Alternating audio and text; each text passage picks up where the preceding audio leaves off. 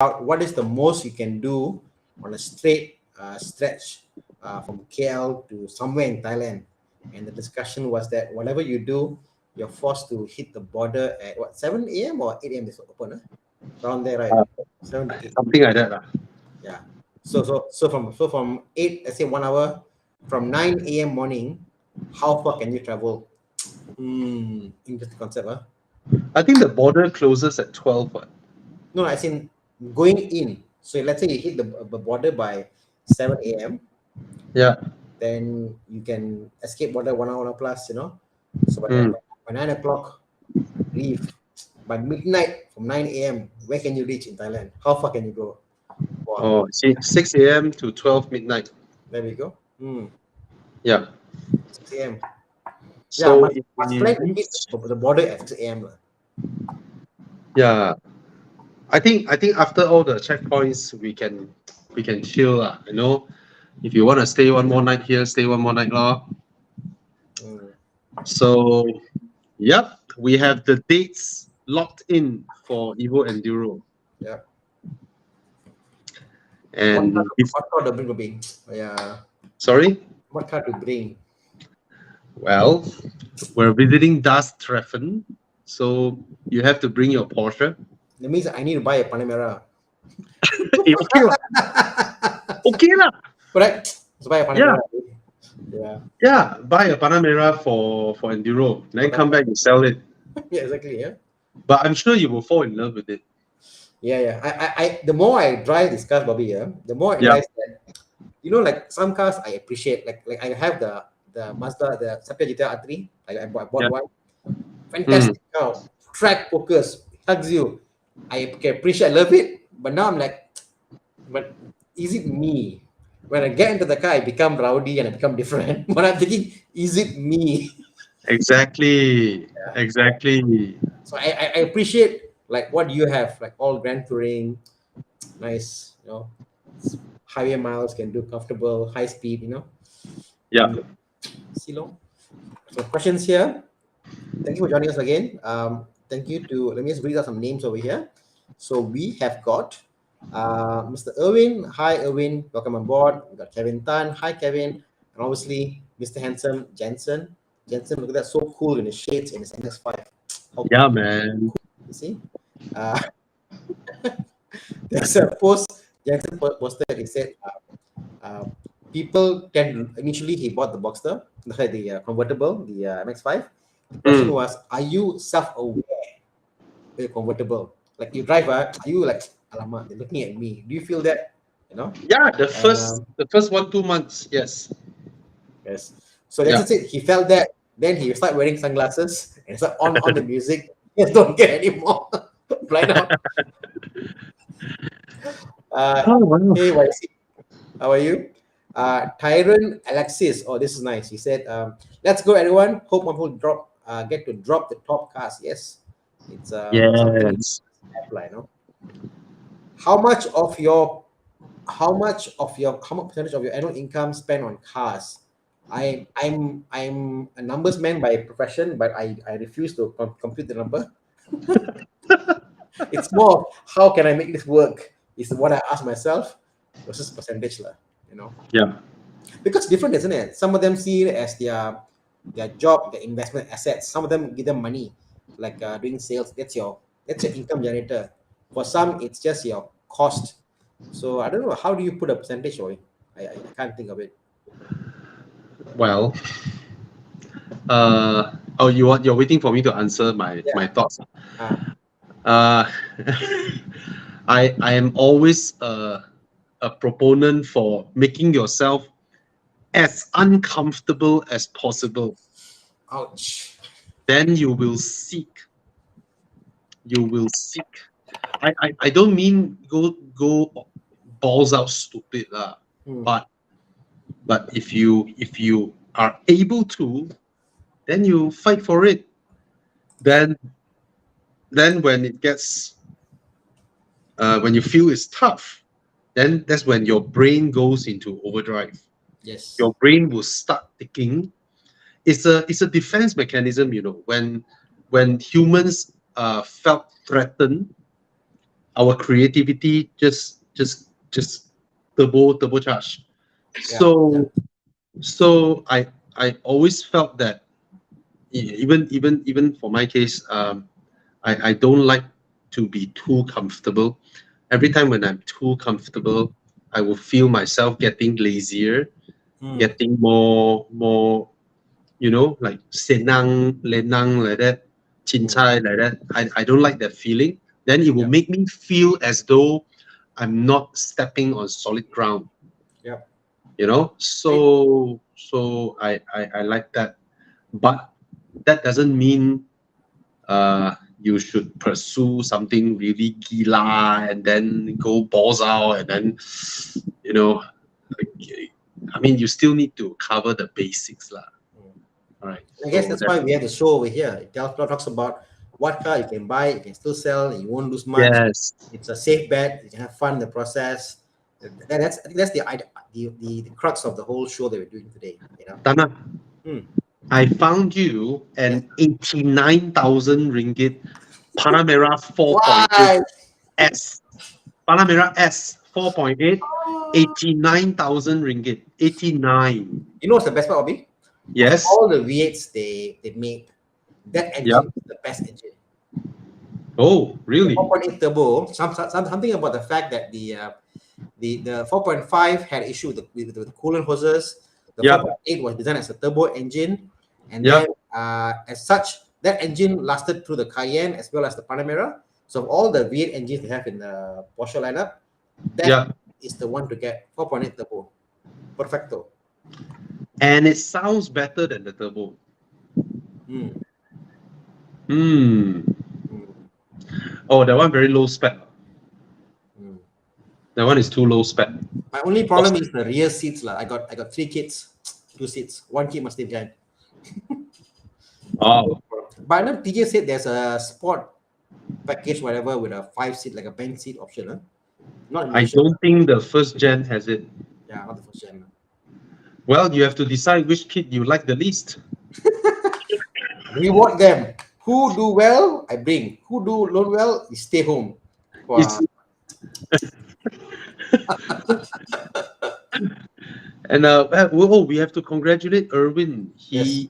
He listened. Yeah, yeah. He bought the Nice, man. Porsche. Congrats. Congrats, bro. Congrats. And then he has a question. Mm, Elza or Exora for lower maintenance? Definitely the Elza. mm, Definitely the Elza. yeah. Definitely All right. Alza. Exora with Yeah. the turbo and all that. The Yeah. concerns. The ABS pump module. Yeah. Get the Yeah. Alza. And Johan. Okay, a Peugeot 208 GTI in terms of maintenance should be a little bit higher than a typical BMW. Yeah, it is higher than a BMW. If you can maintain a Peugeot 208, you can very comfortably maintain a BMW plus a Toyota. More because of the how cheap the parts are. I mean, like you'd be surprised, like E46, 330, the rotors per piece, Mm. 100 ringgit. It's cheap. Like less than $200. Yeah, BM parts are cheap, lah. Peugeot, Mm. not so. Yeah. Yeah. All right. So that's the Peugeot. Peugeot. Okay. And How about this one? Something unique. I don't know whether this is a question or it's just a thought. yeah, He's looking at a Evo convertible or the converted wagon Jimny. Both are unique, obviously. Evoque convertible for me. Yeah, yeah. I haven't seen Evoque one. convertible. I haven't seen one in person actually. I never seen one in Malaysia. I'm not sure where YC is from. Yeah, And if you found an Evoque convertible, please yeah, buy it because we've never seen one. yeah. I was hoping someone would bring it in. That Mm, would be epic. okay. Hmm. Back to what we're doing today. Obviously, Kim NJ asked, "Hi guys, explain step on buying a used car. First time buying your used car from a car dealer. Inspection what to look out for." So, Bobby, you want to do a intro to our Evo Club warranty system? Oh, of course, that is an option thing. Yep. So, I mean, we can talk about ourselves when we buy a used car, Mm. but I think Tana would be Yeah. So really, really well versed on this one. I guess buying a used car, first and foremost, I would say, establish the facts, like, engine number, all the stuff. I think establish that fact first, and then when you go to a car dealer, you're buying with trust lah, because you buy the car. If the car has issues, warranty and all that, there is a concern. Personally, if I was buying an old car, I would say I'm taking a risk. It's as is lah. Whatever the used car tells you, you got to assume the worst. You can do your Yeah. inspection, you go to a workshop, whatever, and do inspection, but you got to assume the worst.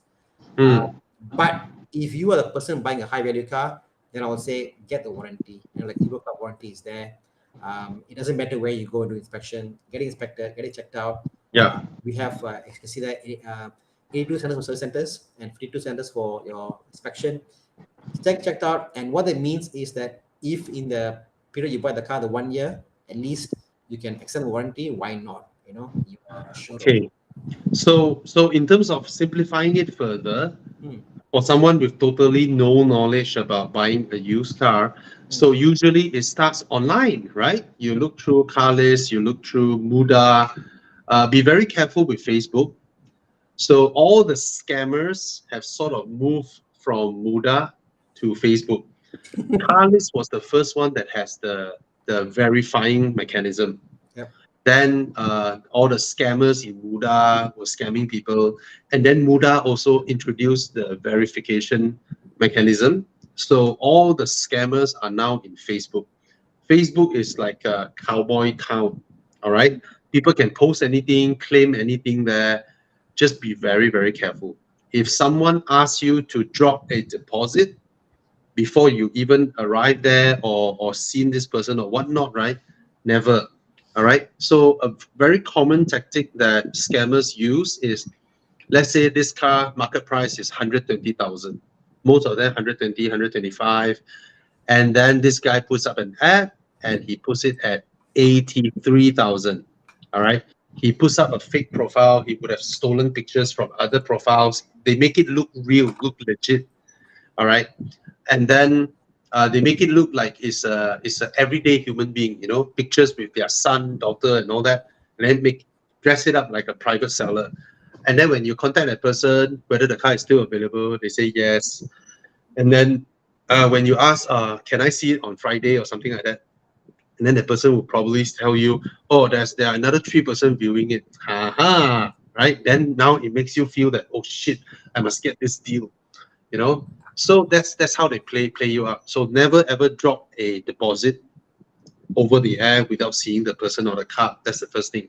Now, aside from any scams, you should uh, look at a few other cars. If the car that you're buying is very popular, they're everywhere, don't worry. Okay.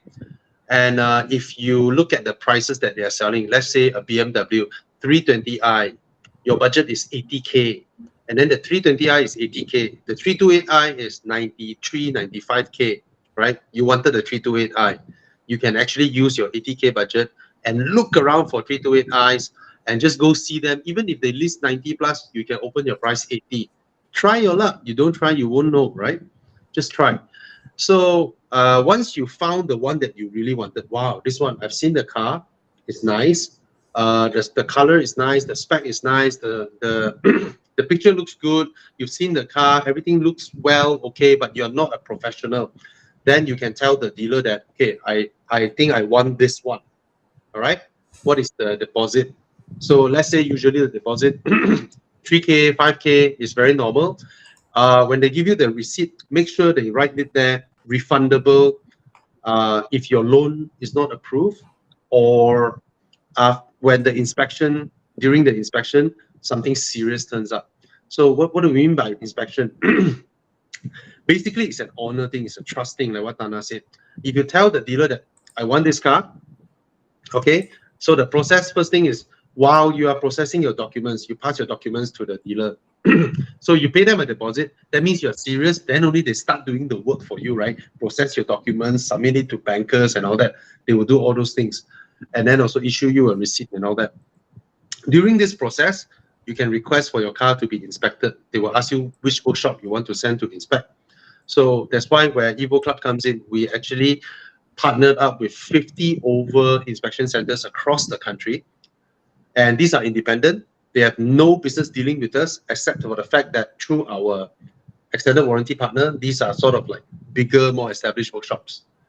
And send the car over there. If the dealer is not willing to do the inspection, you can walk off the deal. If the car is popular, okay, then the car sent there. If they check everything, they tell you things like, oh, the bushing is cracked, or the suspension is worn out and things like that.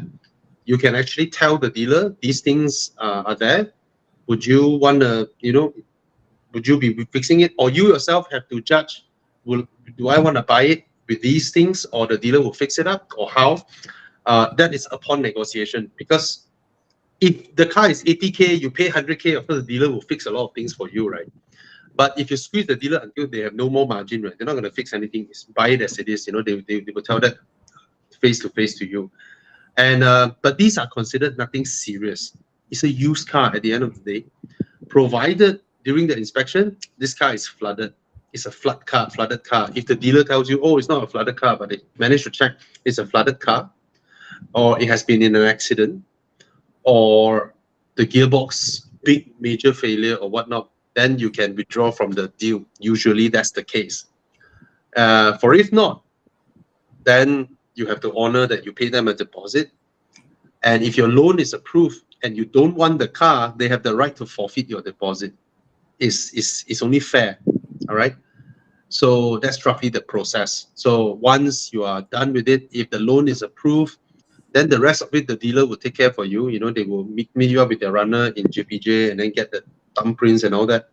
Then the car is yours, right? Then usually that's the process. Sorry for taking so long to explain this. And I guess also it's your level of comfort. Some of you are more car savvy. Then you go with your friend and do the inspection.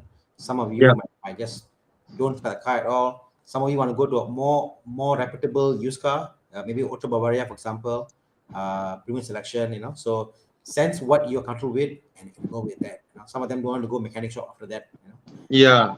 So it's all depending how comfortable you are with buying cars. Like myself, I bought cars and seen because I know that this is the bottom price I'll go for and I'll buy it. Not for everybody again. Yeah. Okay, let's move on.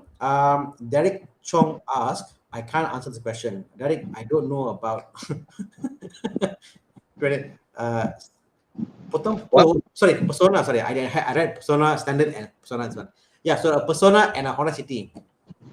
Persona we've driven. I've driven it. They are two completely different price point vehicles, right? It's totally different price point. So, yes, but I guess space price is I guess the Persona interior is not as nice as the newer Honda City. Cannot fight lah. I mean, nice. Yeah. I mean, there's just no challenge here, right? The City is more refined. The engine is more advanced. Even more the fuel efficient. Yeah. I mean, the CVT also, but the thing is, there's just no challenge. I would say the Persona is a product of the previous decade. Belongs to the previous decade. Yeah. Okay. So the only reason you're buying it is to save money from what is a B segment car, right? It's quite big. The car is quite big. So yeah, but for people like us, these type of reliable cars, we will never buy new. All right. Check out the prices of a 2-year-old Proton Persona. Oh my God. Just look at the price and see how much money you have saved. And then you think about it yourself. These simple cars without turbo, without this, without that, right? How wrong can they go 2 years down the road? And look at the savings you can get, right? You almost save 20,000, from what is a 50, 60K car, it becomes 30 plus. When a Persona is 30 plus, right? Then a 80,000 Honda City cannot challenge the Persona anymore. It's 50,000 difference. Wow. You're And only buy that, paying 30 and buy plus. that plus another car. Yeah, you see, 60 plus. Okay, for a 2-year-old, it's 60 plus K. So it's 30,000 ringgit difference. So that's a huge difference. So we would buy used. These type of cars, we will buy used. We will spend 20, 30K and be happy. Yeah. So Zulkifli made a good point about the Electra. Obviously, people are buying it, and people are buying it without if, test drive lah. So if if you wait some more, right? I don't know when you get your car delivered. So last I heard, Lotus has already sold more than 500 Electra. wow, serious? Yes, Oh my god! yes. Oh my So god! they have finished their allocation for, I don't know, next year or whatnot. So it's a fantastic car. It's value buy. You are practically buying something that should be 2 million for 600,000. Okay, All right. I So can't imagine yep. the landscape in about 2 years. Imagine 10,000 Teslas on the road, Electras on the road. You know, Yeah, man. I don't know, man. the scene in the car in Malaysia is going to be People fighting at charging stations. where else? Confirm, Confirm, confirm. guarantee. Okay, confirm. Tell you the People here fight for car park. Chop chop. Can you imagine for this how they'll fight? Uh, I mean, basically put it this way, right? If you think about it, um, let's say your neighborhood, right? neighbor what? Your neighborhood, Hmm. let's say a 5 kilometer radius from where you stay, Yep. roughly how many petrol stations you can think of, right? Um. And then you combine how many pumps there are, Hmm? and then think about in the EV era, you need probably triple of that amount to keep the same number of cars around your neighborhood, which are in EVs, to run around. So I really think that the government, right, should allow private chargers be installed, be it landed or condo.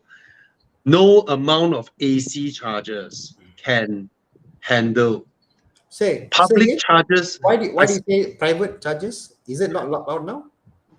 In condos, Hmm? okay, a lot of condo management just go ahead and install them. All right. But some condo managements who are very scaredy cat go and ask this, ask DBKL, ask Bomba, ask this, ask that, and then everybody gives you all kinds of reasoning. You know, Bomba said that, the EV chargers should be installed on ground floor because our Bomba vehicle can reach. Nonsense. Every house have natural gas pipelines. Yeah. How's your Bomba gonna reach? You know, Why the why 40th Bomba floor. why Bomba getting involved? Exactly. Right. Everybody, without supported by relevant knowledge, Hmm. tries to exert their authority, like how typical Malaysians are. Hmm. Right. So, and then all these mixed messages, because I tell you, public chargers, right, shouldn't even be AC chargers. It doesn't make sense, Yes. right? Yes, you're Yeah, right. it doesn't make Oh my sense. god, I don't understand why the AC charges are in public spots. Oh my god. Yeah, you are occupying public space for something that doesn't solve the problem in the shortest time possible. Imagine parking the car there for 6, 7 hours. Doesn't make sense. Hmm. So public charges must only be DC. It must be DC. Otherwise, there's no reason, Um, of course, parking lots is different, right? Yep. If it's in a parking lot, the cars can park there. I mean, if a car is parked there without charging, it's going to occupy it anyway. Yep, true. But what I'm saying is, they're talking about, in Europe, they have roadside public chargers, Hmm? roadside by the streets. Yes, yes. These types should all be DC. The Shouldn't one be AC. I've seen in UK, they've got light poles. On the Yeah, light pole, every light pole, there's a yeah, plugging port. You can plug it in. yeah. Yeah. So I don't know, man. I mean, it's new to our country. Let's see Mm. how things goes. Usually, in a free market economy, everybody will Oh, yeah. introduce their stuffs, Lambo and it charging takes some points. time. It will take some time Mm. to gradually, sort out. I know a lot of those public chargers are ACs, but I'm just saying that it doesn't make sense. Yeah. You know, yeah, What my friend, I mean, our mutual friend, Ruma undervalue, our Lambo friend, he yeah. thinks that landed houses prices are going to go up because everybody wants an EV. Well, How true lah. So, maybe in more outskirt areas, probably, yeah, but outskirt areas you don't get condos anyway. yeah. Because in the city area where most condos are, the how the prices of landed properties is so much higher than you know Mm. than condos and all that. So Sin Yong from Singapore, 4 EV owners every day I come home they're charging. I imagine a fist fight if there's a few more EVs, and that is Singapore. Cars are expensive there, right? In my condo, I believe the moment we start installing the chargers, we will see 30, 40 EVs turn up in 2 months. Mm. Yeah. So So, anyway, I am someone who believes a daily car should be an EV. mm. So So yeah, question about the Model 3, if it was 160, too impossible. bad for Civic. I mean, it's not the same comparison, right? End of the day, the CX-30 is way better interior comfort wise than a Model 3. I feel, you know. No, the thing is, I don't know what's our government's policy also. I don't see how our country benefit from not taxing EVs, Mm. from free road tax and all that, right? It's not like we have a buzzing EV supplier, local assembly, manufacturing thing going on. I don't see that yet. So I'm not sure, you know. It is not like our fuel here is hard to come by. It is not like Yeah, we the people in KL cannot even breathe the air because it's super polluted. It's not like yeah, we're nearby. It's not like we are in Beijing, whatever. I yeah, see. Yeah, I yeah. don't see it too. And the moment it is all tax free now, Mm. how can the government turn back and earn revenue from taxing Mm. vehicles? Maybe the government wants to wean itself off the Subdue. income from excise duty and earn actual money from proper investments and industries and all that, instead of just taxing the consumption of local residences. Because at the end of the day, money flows. If we spend more on cars, we spend less on other consumer goods, right? It's all about disposable income. So if True. we have more disposable income, we can benefit the restaurants, we can benefit the local products, local industry, hotel, traveling, and all that. So that is also one way of thinking about it. Instead of all your money locked in one purchase and you benefit few, right? While you have more disposable income, you can spend your money and benefit more industries. It provides more job opportunities, and the government have more avenues to earn their taxation from people creating businesses that benefit from the the newly liberated disposable income. Probably that's their long term goal, but I think that's too long term a strategy to survive the next election. Yeah. So, our thoughts on taking credit from the car dealership versus going to the bank. Um, I mean, if you can avoid it, I would say. I mean, no point taking the credit loan from the car Why dealership. you want an in-house loan from car dealer when you can take a personal loan, Yeah, yeah.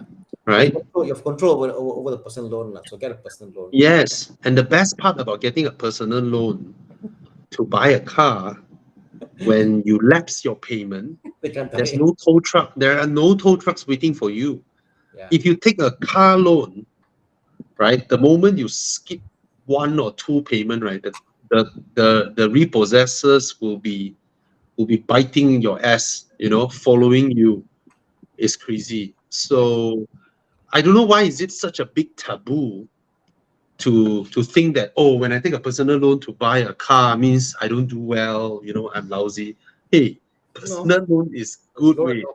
Loan is a At the loan. end of the day, you and your car, when you take a car loan, both of you is hedged on the loan. But when you take personal loan, it's just you. Your car is free.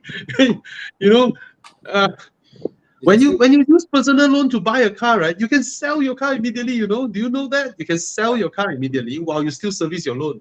You have the freedom of detaching your car from your loan. When you take a car loan, you don't have that freedom. Mm. okay. Um, okay. So moving on. Justin asked a question about connected drive. I believe that it's a paid service after your initial 5 years, isn't it? I believe this can be easily adapted. Probably. You know what's funny? The other day, okay, my 6 Series is a Recon car. It's a Yeah. UK car. So the other day, I I was playing with my wife in the car. I pop open the SOS thing, Yep. and then I press that button. All right, and then my wife is like, "Hey, what are you doing?" I said, nah, "Don't worry, it won't work." Then I hear, and then our Malaysia emergency services picked up. I'm like, Some "What?" nice, huh? I was like, "What?" It's like, salam sejahtera. Then I was, then I was like, sorry, saya main saja. Not bad, huh? Oh, I have no idea. Maybe the importer that imported it go and Maybe the SOS works throughout.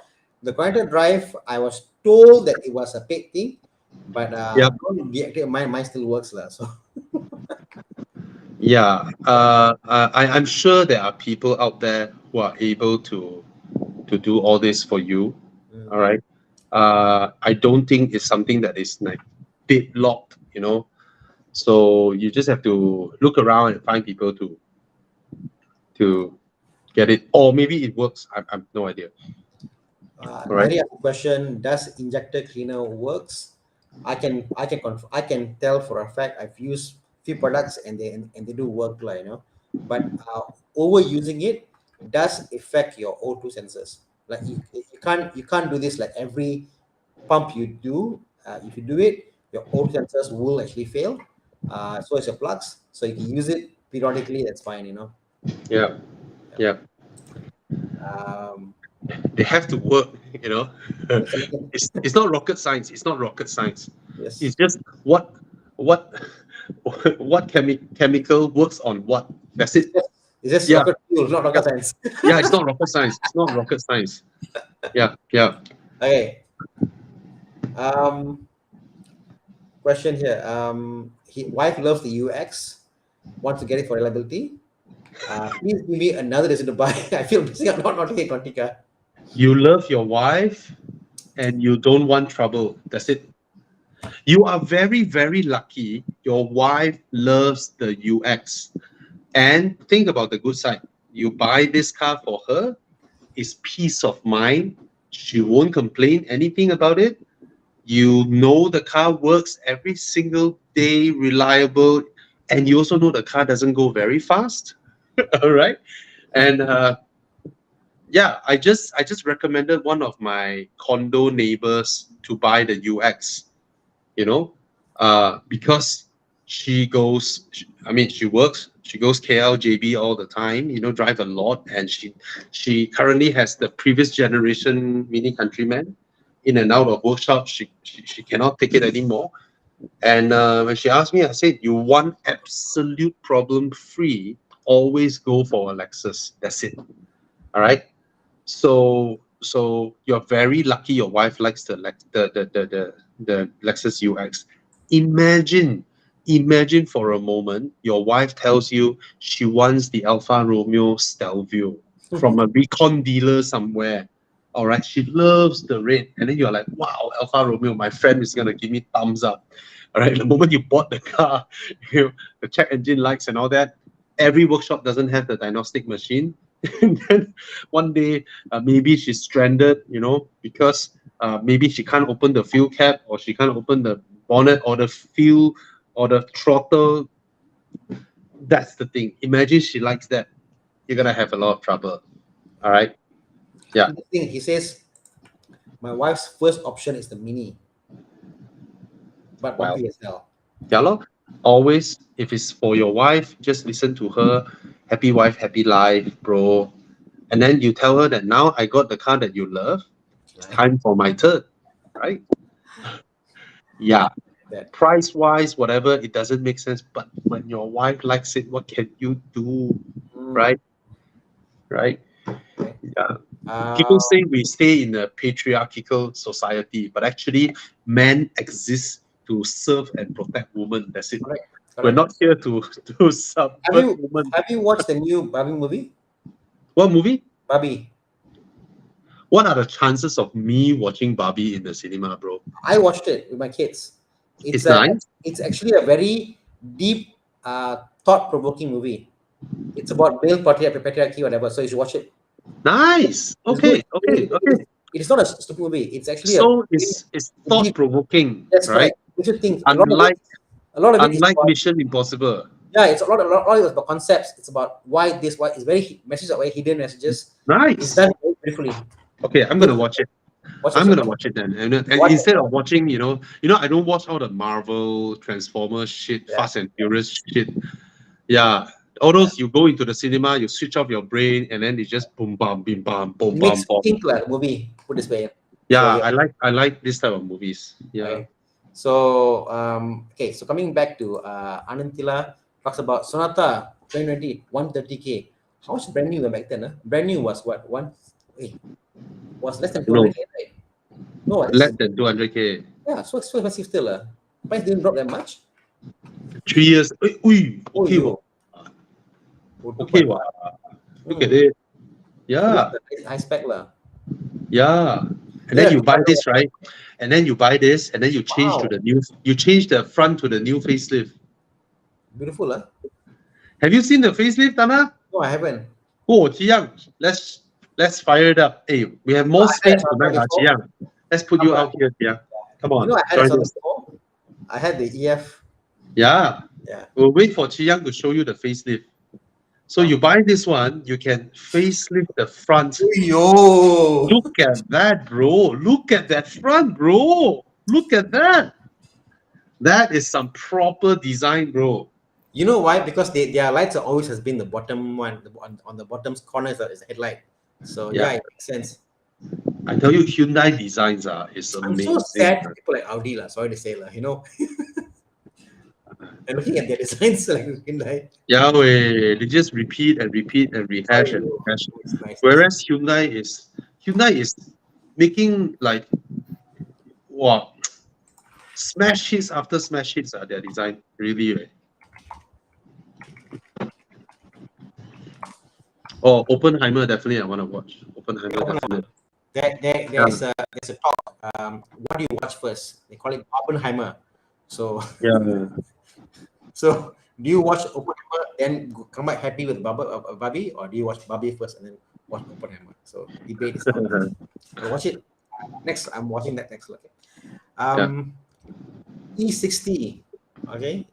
Question of M54, M52. Prefer 3-liter engine or keep more cash for M50? I mean, the pricing for M54s are cheap. I think can get for 20 plus, 25. F10 cheapest what? 50K cheapest? I don't know. How much is the cheapest? F10 is about 50K like cheapest, I think. 50K. Definitely F10 is miles ahead. Like, it's a different feel altogether. E60 to me is a bit of a guzzler. The 3-liter. Can you buy the 520i? Yeah, 50K, 5 to 3. Yeah. Huh? Can he get a 520i? 520i is newer, right? The F10 520i. Not 50K lah. It's 57 lah. More. It's more lah. It's newer. Yeah, it's about 50K. And then the E60 is what, 40K? No, cheap. E60, I would say 25K for the M54 3.0 B30. Cannot find 3.0. It's all 2.2, They're very 2.5. few. I had one. I sold mine for 25K, so that's why I know the price. Okay. Yeah. Okay. So. There's one there. 23K. Oh. Oh. Yeah. Oh. You need if it's in Putrajaya, beli. I think Snaya, I think you can buy the E60 now because I think this car has stopped depreciating. Yeah. So you can buy it and use it and have fun with it. And then you can sell it. You can continue save up your money for your F10 if you really want the F10.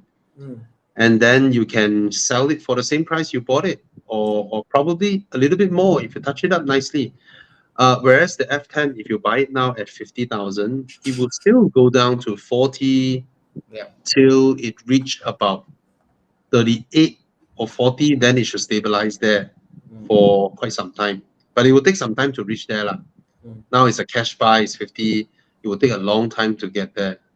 And then probably after you drive the E60, you felt like it drives better than the F10, then you might not want to change it. Right? So up to you. Up to you. Okay. But the F10 is so much more nicer inside. F10 is practically like a limousine, if you ask me. Yeah. It's a limousine, you know? Yeah. So, hi, Bobitana. 2018 Subaru XV or the same year HRV, upgrading from Beza. Congrats on upgrading from Beza, first and foremost. Okay, the ride quality of the XV is way better than the HRV. Yeah. HRV is more spacious, especially the boot. I find for normal conditions where you are driving, the HRV is actually more nimble. And then, Subarus, I don't know, long-term maintenance should always be higher than a Honda. Yeah, I guess Fuel consumption is always higher. Resale value, HRV probably will hold stronger. But the XV is a newer car. The ride quality is something that the HRV cannot touch. True. The XV's ride quality, right, probably even better than the Accord. It's better than most sedans because the way the engine sits very low to the ground.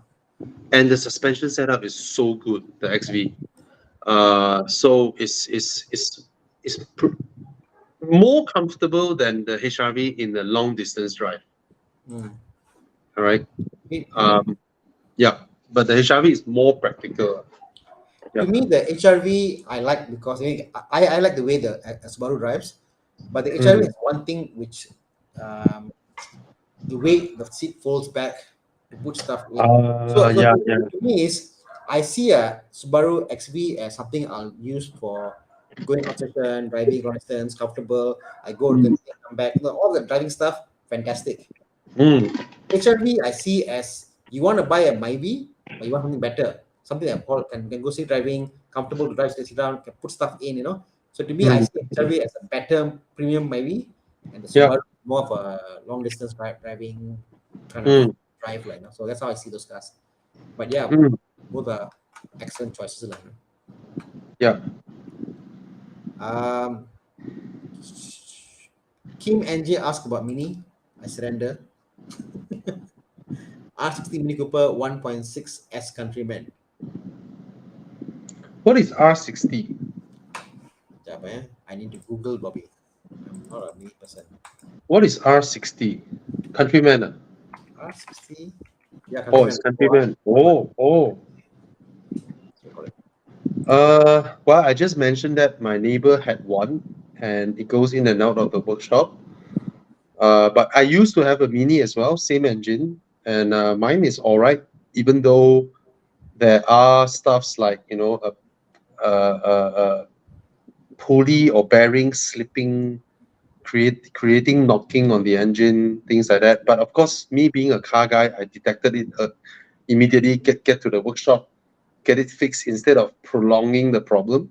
A lot of people, right, when they drive their cars, right, they thought, oh, the car is already 6, 7 years old, having some rattling coming out from the engine is normal. No, that is your engine on the way to self-destruction, Yeah. right? Never ever drag your maintenance. If your car feels slightly different, something is wrong, send it to the workshop. Don't prolong it. Most of the time, it's the prolonging that resulted in one thing leading to another. All right. So I think with proper maintenance, this car is, I think it's okay. It's not the most bulletproof engine though. It's from Peugeot, the engine. Mm. One thing people forget is like, I mean, I had a lot of cars lah. Mm. Every car that I've taken, Mm. with proper upkeep, parts replacement, all that stuff, the Yeah. car can be made to almost 99% as it was brand new, the way it drives. Forget the interior, all that, like, no? The way Yeah. a car drives, it has only, Mm. there are very minimal stuff to it. The engine is there, there's the drivetrain, there's the absorbers, mounts. Every car you have in the car, Mm. people have concept like you say, like, oh, old car, that's why it's a bit making noise, lah. But actually not. Could be a simple thing as mounting, could be a absorber link. Every car that you have, old car, can be Mm. as good as the day you bought the car. And that's how the Yep. car should be. If the car Yep. is not as good as the first day you bought the car, something wrong with the car. And normally Yep. it's a small thing. It's a small thing, you know. So there you go. Yep. Eugene Yeah. says, what about a charger? Portal One. There are companies in Malaysia now started, one company I know of. They are making a portable charger van, which is a diesel truck, a diesel van that goes and charges your car. Well, Eugene, actually every car comes with a portable charger. There we go. The Yeah. problem is the 3-pin plug. You have to look at the source, right? The source and the cable, the wiring, all they cannot handle big loads. So you plug it in, then it starts. You can feel that the plug point is heating up. Mm, Not a good sign. Not a good sign. mm, All right. That is when trouble happens. People simply, of course, some EV cars chargers they come with like a regulator or something. I remember my first XC90. I have that thing that I can adjust the, I don't know what you call that, the amps or yeah. whatever. I don't know why this electric thing, right? They want to have like sometimes, okay, I don't understand all this. I'm a bad student. Yeah. Volt lah, watt lah, amp lah. Come on, can they just sum everything up into one simple thing for us? But of course, I'm not in this. I'm not trained in this. I'm not an engineer. Yeah. So what I mean is, there are so many variations out there. It's dangerous to simply plug your 3-pin point into any plug point you find and leave your car there overnight. That's when things go wrong. Yeah. Yeah. Yeah. Hi, Con. Hi, Bobby. Hi, Thana. Hi, Yeah. Chiang. Yeah. The reality is, when I did my house, the charging wall box for my house, it has to be direct from the main. Yeah. There has to be a circuit breaker for that charger itself, Yeah. and not shared. So we don't do anything things. Yes. Oh, no, sorry. Can I ask, you have a charging box in your house, right? Who Yep. installed it for you? My friend who's an electrician. Mm. So concept, people say, oh, you must get a certified electrician. I know that's just the default answer, but if you get a smart enough electrician, you can do it.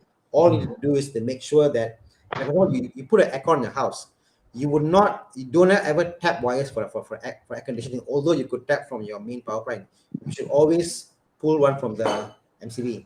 Same concept, you know. Yeah. You must have a circuit breaker just above this wall box, so that anything happens, it will isolate that. But when the moment you use like not the one they give you, the free one comes with the cars, that's those boxes, those are low to a wall socket. Now, sometimes it goes to a low amp power outage for the light, and sometimes not, and they will overheat. Like many cases, they overheat, they burn down the house and stuff. So Yeah. Yeah. don't Yeah. I've never used mine. So yeah. So, Mm. Okay. Because it depends on the amount of current that you are pulling through the wires. If the wires is not able to handle the amount of current, right, that's when you have No, problems. the wire the charger. The problem isn't with the charger they gave you when the BNL It's not sends the the charger, charger. it's the house wiring. Yeah. Hmm. So when they sell you a charger, that's fine. Hmm. But what happens to a wire is when electricity conducts, heat is generated. When heat Correct. generated, it must go somewhere. So what happens is the heat from the wire will end up burning your charger. So that's just It's the not way it fun. works, you know.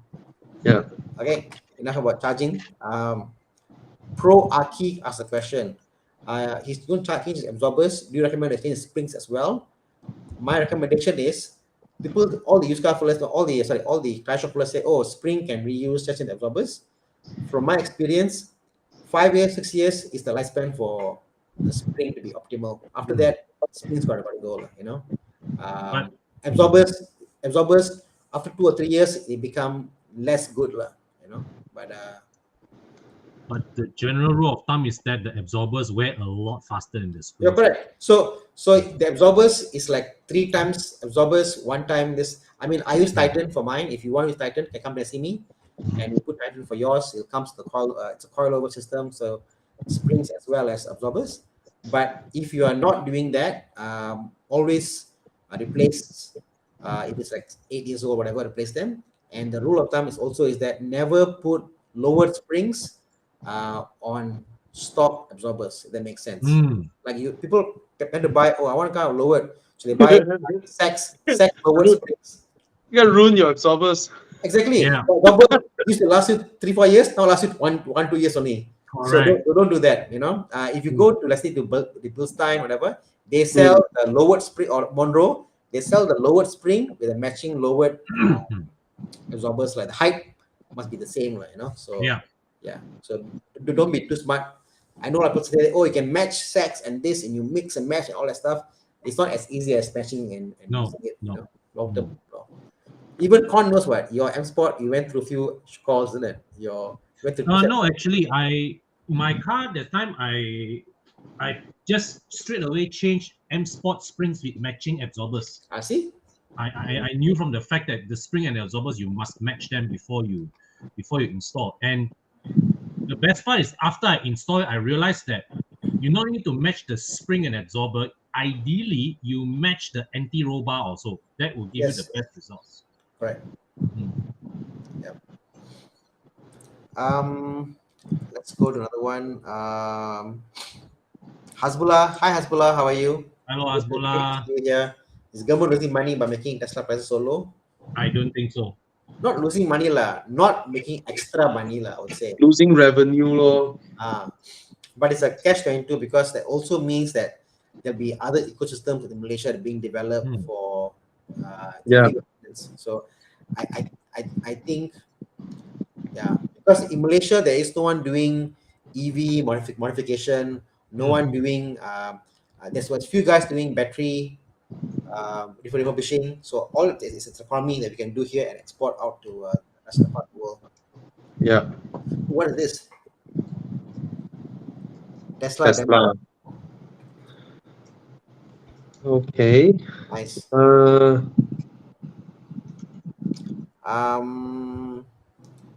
Louis Wong asked about the Tesla Y 199K. Worth buying? Of course. Yep. Yeah, understood.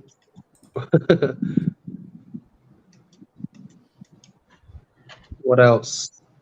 Okay. 15,000 ringgit for a uni student. What would you buy? A first gen Myvi or a Civic EG? The problem is, uni students, Do you have most of you don't drive really well, right?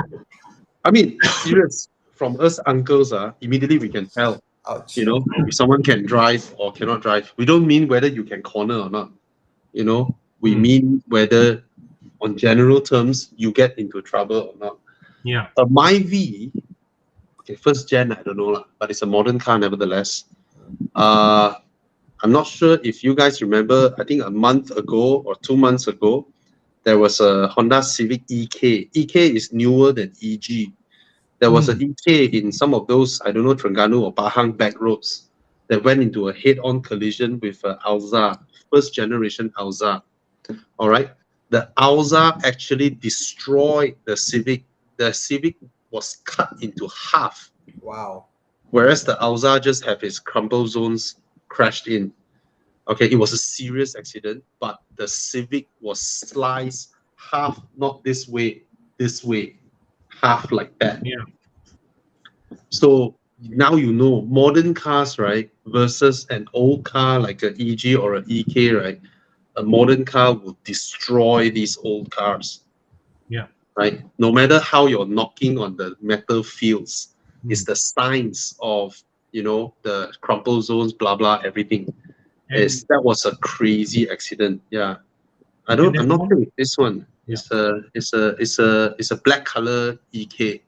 and there's Anyway. one more, and there's one more factor to Bobby's equation.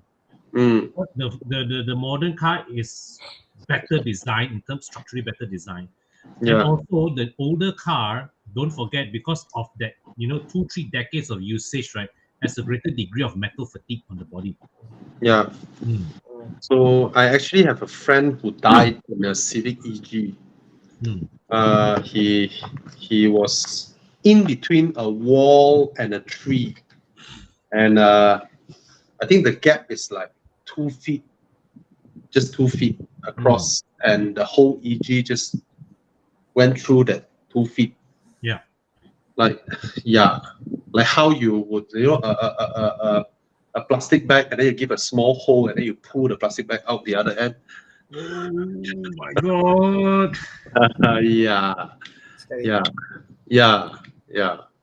All right, so yeah, we're all for enthusiast cars, but if you drive safe, by all means, okay. Just bear in mind the fact that Bobby pointed out about safety. That is very, very legit. Yeah, I always encourage people to buy enthusiast cars. You know, but the reality is there. Okay. Watch out for that. Yes. Yeah, be careful. Sherman asked, thanks for the perspective. The question is, can I see this? Yes. Okay. Check out for MX5.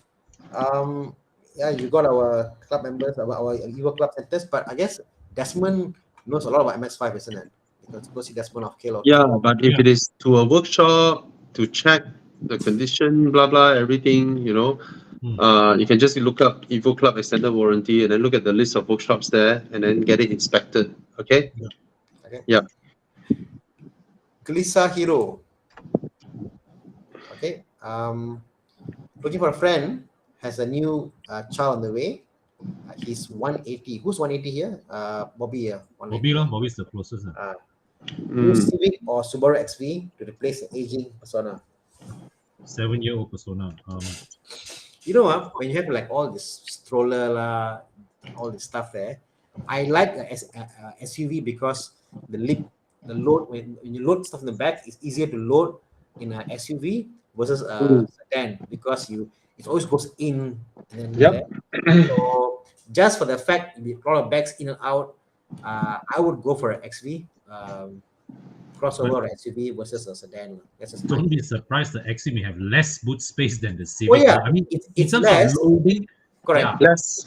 But I get your point, Thana. The loading aperture is better.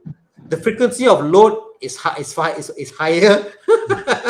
You take out more frequent when you're kids versus without a kid. So that's my only thing. Like, I would like a bigger SUV with big boot space, but actually small and huh? Actually, small. Very small boot. Very small. Yeah. Maybe if you can make it work with a Civic boot, then I think it's fine. But because XV is like nothing at all. I would prefer something with a larger boot SUV. I can put in and take out solar. Actually, I can't argue against the HRE on this. Yes. On this. Close the back and then you have it, or an S-Max. Honestly, yes. S-Max perfect. There's somebody was asking me my opinion of our first gen S-Max for about 20 over K. I think that car was somewhere in your neighborhood where I look at the pictures. Yeah. There you go. Okay. Yeah, so HRV. Cari lo.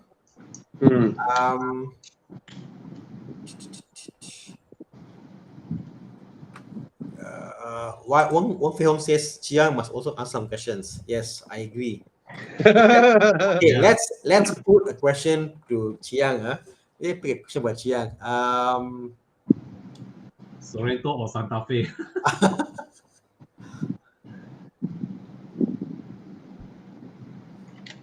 Very easy. Is it worth to get a 2020 BMW X1? So, Chiang, Come. 250K. That's the question. Here. Okay, Chiang, this for you. Don't know eh. Huh? What? I don't know. Worth it lah. Why you don't know? You've driven so many cars. Yeah. You've driven SF90. Worth it lah. Worth it. What's the new car price? 300 plus ah. 300 what? Around 30, 40. Oh, so Let me check, she let me said check. 100K, right? Worth it. Yeah, lor. Crazy. Okay. Sean Tan asked a question. How do you justify buying a car above 10 years old and owning it for at least 5 years more, like a 6 Series 211?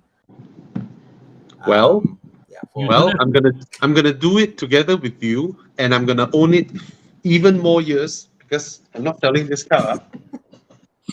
John, if you like it, you don't have to justify it. Well, imagine how much the car was brand new and what the quality is. I mean, say close to $1 million, 8868. I think what we forget is that these premium cars, they come with build quality. The build quality is just there. Where's Eugene? Eugene can calculate average savings. No, this car you save 600,000, 700,000. Yeah. Yeah. Yeah. Well, I mean, it's a fantastic car. All right, the 6 Series Coupe. It's gonna be a modern classic. 100%, it will be a modern classic. It drives beautifully. It's low on maintenance. Fuel efficient, and it's powerful. So I have no more words to say how good this car is. It's Yeah. It's amazing. Now there's no proper coupe in this size. Oh no, Right? Con, you should buy one. I tell you, it drives so nice. I know what you mean, man. Oh my god, it drives so nice. Yeah. Oh, Thana, did I tell you? I haven't tell you this, right? I mentioned this in my other group chat the other day. I absolutely no longer want a Maserati Grand Cabrio, even if someone bring the car to me and offer a swap on my 6 Series. Why? Why? Okay, I watched a review yesterday by who was that YouTube channel, a very small YouTube channel called Dad Cars.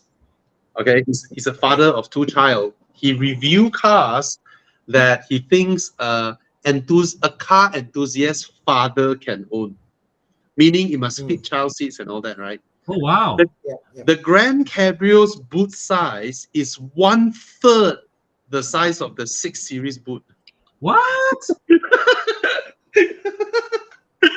What? It's 1/3.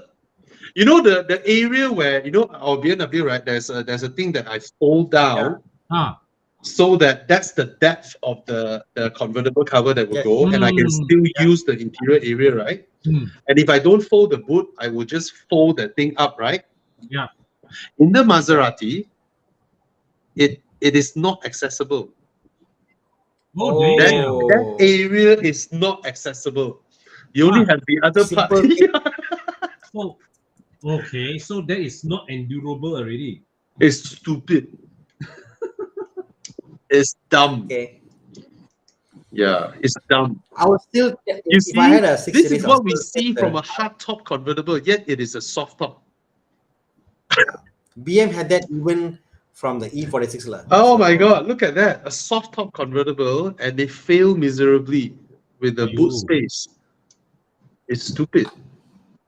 I guess they designed it as a coupe first, and then they went to a. Oh well, the Italians, Oh well. a Livok question. Ooh, very structured. Oh, how did he get this? Oh, buying Livok STI 219, two choice, 160k for 70k mileage or 180k 14,000 mileage, Wow. 20k gap. I don't trust mileage lah. Exactly. I don't trust the Condition. 14K. Check condition. I do not trust four-door family cars, Recon four-door family cars that are a few years old and the mileage is 12,000, 16,000, 14,000. It's all bullshit. If it is a sports car, it's possible. If it is a four-door car, it's fake. Outright fake. Absolutely. Okay. Yeah. Imagine the car went from showroom to already 50k, 50k, Yeah. and then Yeah. it just doesn't make sense lah. Some of them, Yeah. how they 6-year-old car, 12k mileage, 14k mileage, absolute bullshit if it is a four-door car. yeah. Yeah. Apa eh? But my Aston was 12 when I got it. It's four-door. Yeah. Yeah. Bobby, are you going to test drive the A45 facelift anytime soon? I have no idea they have facelifted this car. Okay, I couldn't care less now. I mean, if car makers pass me the cars to test drive, I would definitely test drive. But it's up to Chiang. Chiang is the guy who has the power to decide what I drive. All right. Wow. And if Chiang don't feel like it, none of us get test cars. Yeah, same here. Like this week or last week, So Chiang is the guy who emails or messages them and say, yeah, would you be, would you Interested? fancy the idea of letting me judge your car? Actually, all of you Yeah. out there, you want to go and have your car reviewed. You can approach Chiang. You got any interesting cars? Yeah. Like what Yeah. Tech Demo does? Please contact Chiang at horizon.com if you have any quirky cars. Guys, what is Mercedes-Benz 217? What the hell is that? Google it, it's the S-Class Coupe. Oh, Ooh. Different segment. why is there A217? A would be the convertible. Oh, C is the coupe A convertible. Yeah, right lah. Yeah. Nice. okay. Totally I different absolutely love this car. I love this car Mm. to bits. For how it looks and how comfortable it is. I had the opportunity to pursue one when I was looking at my Aston. I decided not to because I can assure myself 100% that this car will be way more difficult to take care than an Aston Martin. I am Yeah. absolutely in agreement. Everything is electronic. There are motors everywhere. Even the headrest has motors inside. During the launch of this car, right, it's hilarious. Coupes, right? When you hold the door I handle, remember that. I was there. yeah, when you hold the door handle, the windows will go down a little bit, and then you open the door, and then when you close the door, once let's say it has a powered closing, right? The door will go in, and then the windows will go up. So this car during launch, people open the door, close the door, open the door, close the door, open the door. Out of nowhere, the window decided to zoop, just went up before the door was closed. So everybody, including people from Mercedes-Benz, was trying to close the door and try and open it so that it would come down or whatnot. It wouldn't budge, right? The car just goes like, okay, fuck you all, time's up. I'm just gonna ram into the rubber bits when you close the door, and they had to bring it back to Mercedes-Benz and reset the car. I don't know what's the reset or whatnot lah. And yeah, so I absolutely love it.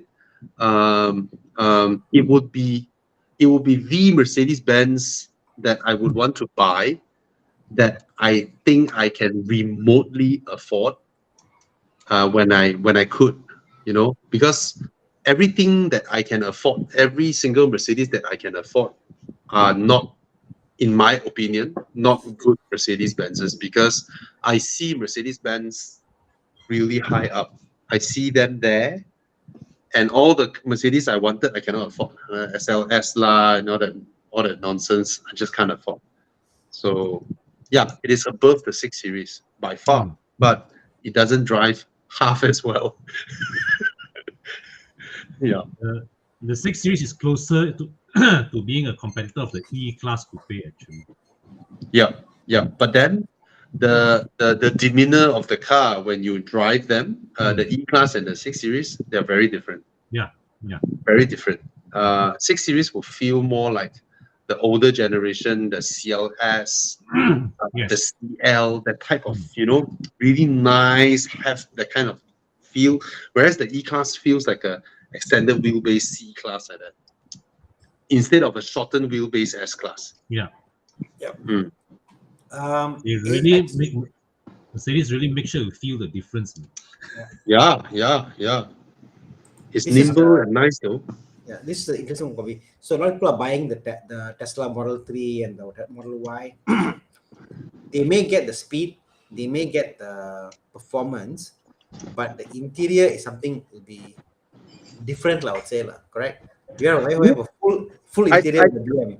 I think I hit I think while I'm talking about the car, right, I actually I think I hit the nail on the Tesla interior.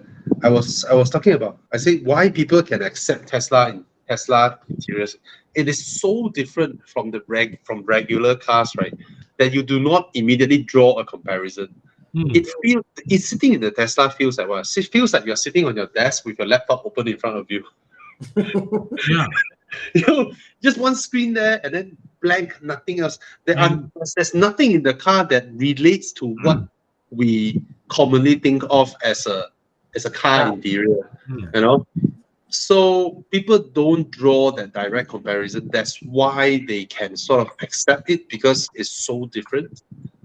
But it's a master class in cost saving. What Elon Musk has done, they are the first one to give you a huge screen, because during the era where people think that a larger screen means I'm getting more for my money, but in fact Tesla actually saved more money than giving you buttons, because all the buttons in the car needs to be molded independently, and there's MOQ from the suppliers and all that, and by throwing all the buttons away, they save a huge amount of cost. Yeah. And for screens, right, a 21-inch screen versus a 15-inch screen, the cost difference are negligible. It is completely negligible when you order mass from China. Yeah. And the best part is that it's just one screen. It's the same screen regardless of what option box you take. So the car maker don't need to bother whether it's a blank button or an actual button there. Yeah. You know what way? Yeah. You know what interesting about Tesla? Tesla don't have buttons, right? So guess what the aftermarket scene has made? They're selling buttons for Teslas. Thana, your computer is confirmed hacked. Why? Your computer is hacked. Why? Or you're trying to show us something. Oh, Yeah. shit. I thought some porn website that you sent into our private So chat. they're called sexy buttons because Model S, Model E, Model X, Model Y, and it's a button you can buy. You put in your Tesla, link to your Tesla, and you can make it to full mirrors and do all that stuff. You can program it to do whatever you want. They call it sexy buttons. It's all via Bluetooth, right? Yeah, all Bluetooth, like all linked to the car, Bluetooth, and you can program and put whatever you want on the car itself. Who came up with these kind of stuff? But think about it, the manufacturer don't give buttons. So what you do after market scene to make buttons. True. But Bluetooth is one of the worst technology, right? Yeah. Right. Yeah. They disconnect at will. They connect when they want to. It's like it's like I can never understand Bluetooth. It's like It's like suka hati they disconnect, suka hati they don't connect. Sometimes they detect one another, but they just don't want to talk to one another. It's like, bro. But yeah, interesting. You're talking about buttons, so there you go. Yeah. There's gonna be a load of sea of aftermarket buttons. Wherever you want 10 buttons, 30 buttons here. Put all the buttons you want in the car. Imagine you are in a fighter jet, right? It's year 2090, and then you are in a fighter jet, and then the guy tells you, oh, this jet is equipped with a Bluetooth eject seat button. Bro, do I need to pair it while I'm locked by a missile? Oh, and he just do it. When he does that, it's like, oh shit. It's funny. Bobby saw the link. I shared the URL. I thought I was hacked. So yeah. Yeah, because just now you told us your Facebook was hacked, ma. No. Right. Yeah. So apa lagi? Can I add this to Ronald Adrian? Can. The S Class Coupe, I've driven the S63. I've driven the S. What is it? What is the one that we drove at Kon? The one with the convertible roof one? S what? 560. S560, right? The one. Yeah, it's amazing. The comfort levels of the S Class Coupe, the build quality, even the sound system inside is another level compared to S Class. You know, it's built differently. It's amazing. I absolutely love it. I mean, if I fully paid off all my car and I got and if I have something on my radar, it will be the S Class Coupe. I'm not afraid of buying it despite knowing all the little stuffs. Just that back then I made that choice, but given the opportunity, I will still pursue one. It is fantastic. Yeah. So, and very expensive. Yeah, the used car value is crazy. Yeah, I mean, it looks so different than any other car. That Yeah. difference is there. Yeah. Go to a 8 series, unfortunately, or something else. You know, it looks different. Oh, Very different. 8 Series. I don't like it.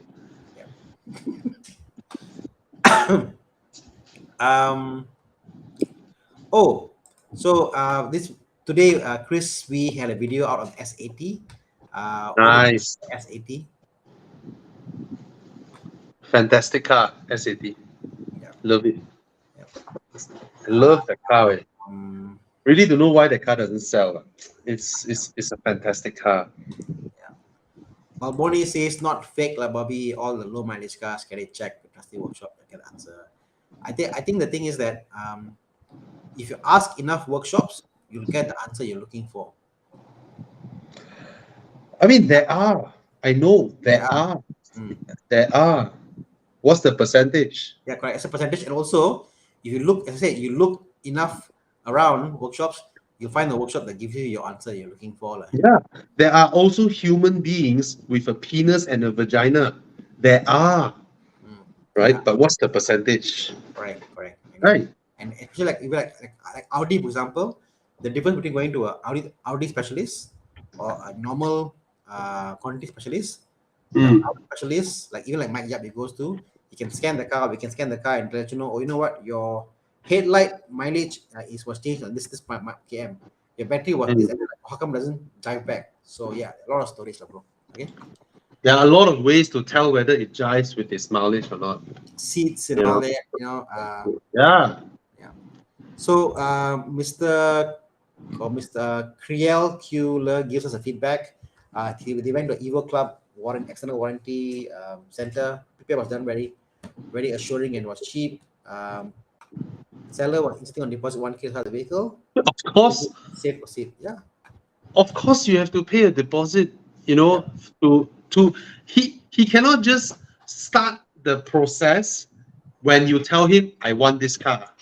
What safeguards him, right? So you have to at least put a deposit, and he's very kind, willing to do it with just a 1,000 ringgit deposit.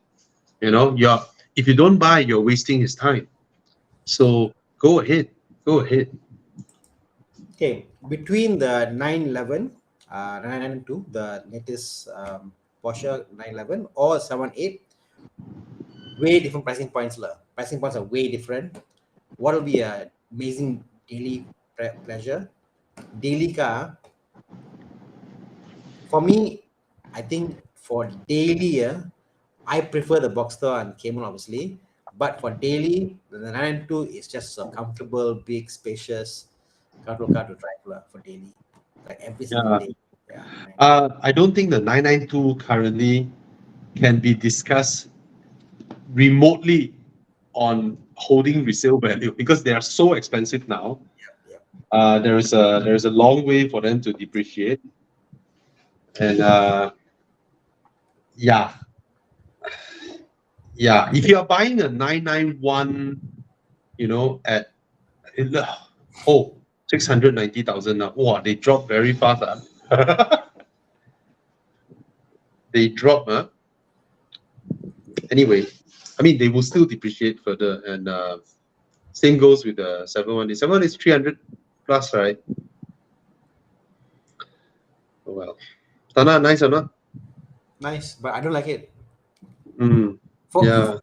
for me to fit that category of comfortable daily whatever, I may Mm, get a Panamera or I may get like something more four-door comfortable. I see the size of the Renault now is like it's a four-door size car, yeah. Yeah. So yeah, so if it's a two-door car size, I want to get a small two-door car size. Yes.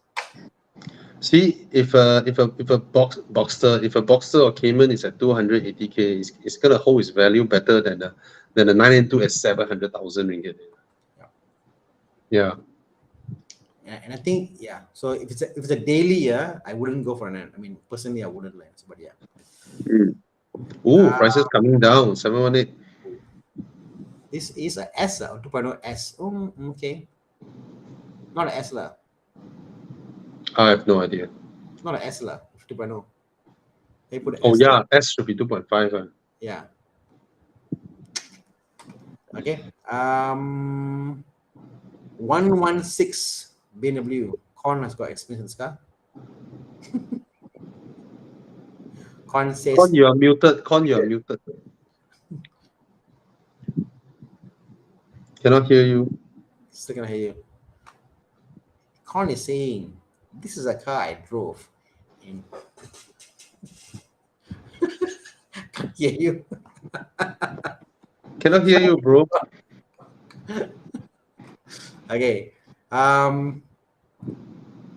Okay lah, basic law, I guess. It's a basic car. Yep. Buy Con. Bye, Con. Con's gonna leave and come back and join us.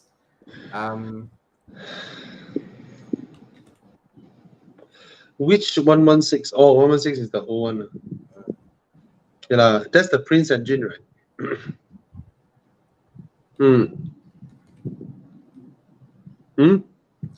Nothing spectacular. Oh, Prince engine also. Okay lah, it's a very small car, but it's not expensive also. 40 something thousand. There are no other 40 something thousand cars that I think. Yeah, why not? Why not? Mark X. You want a Toyota Mark X? 40 something thousand as well. 2010.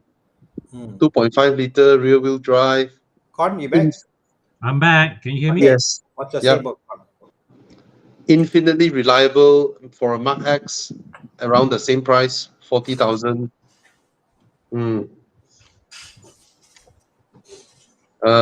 these are the older ones, 30 something. If you look at the 2010 one, it's only 46 or 47, something like that. Yeah.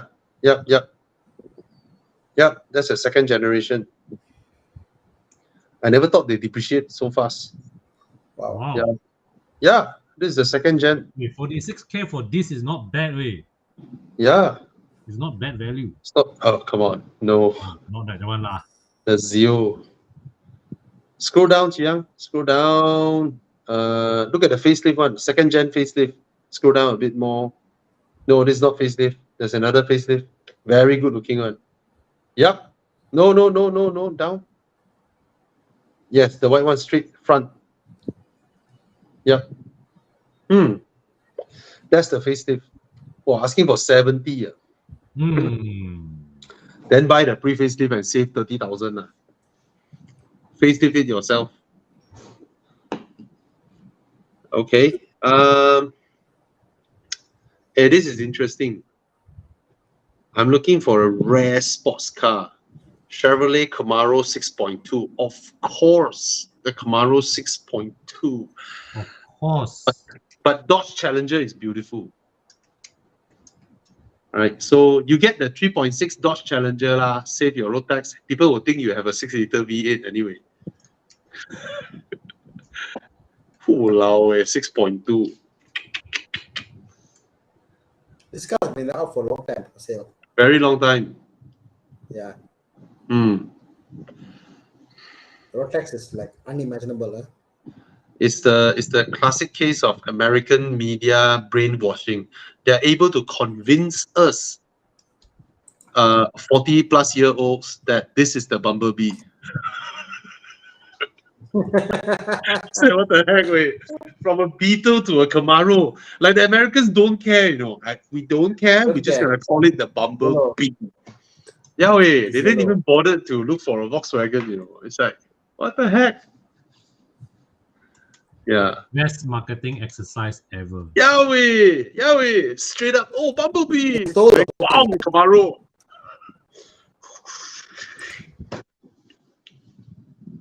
Anyway,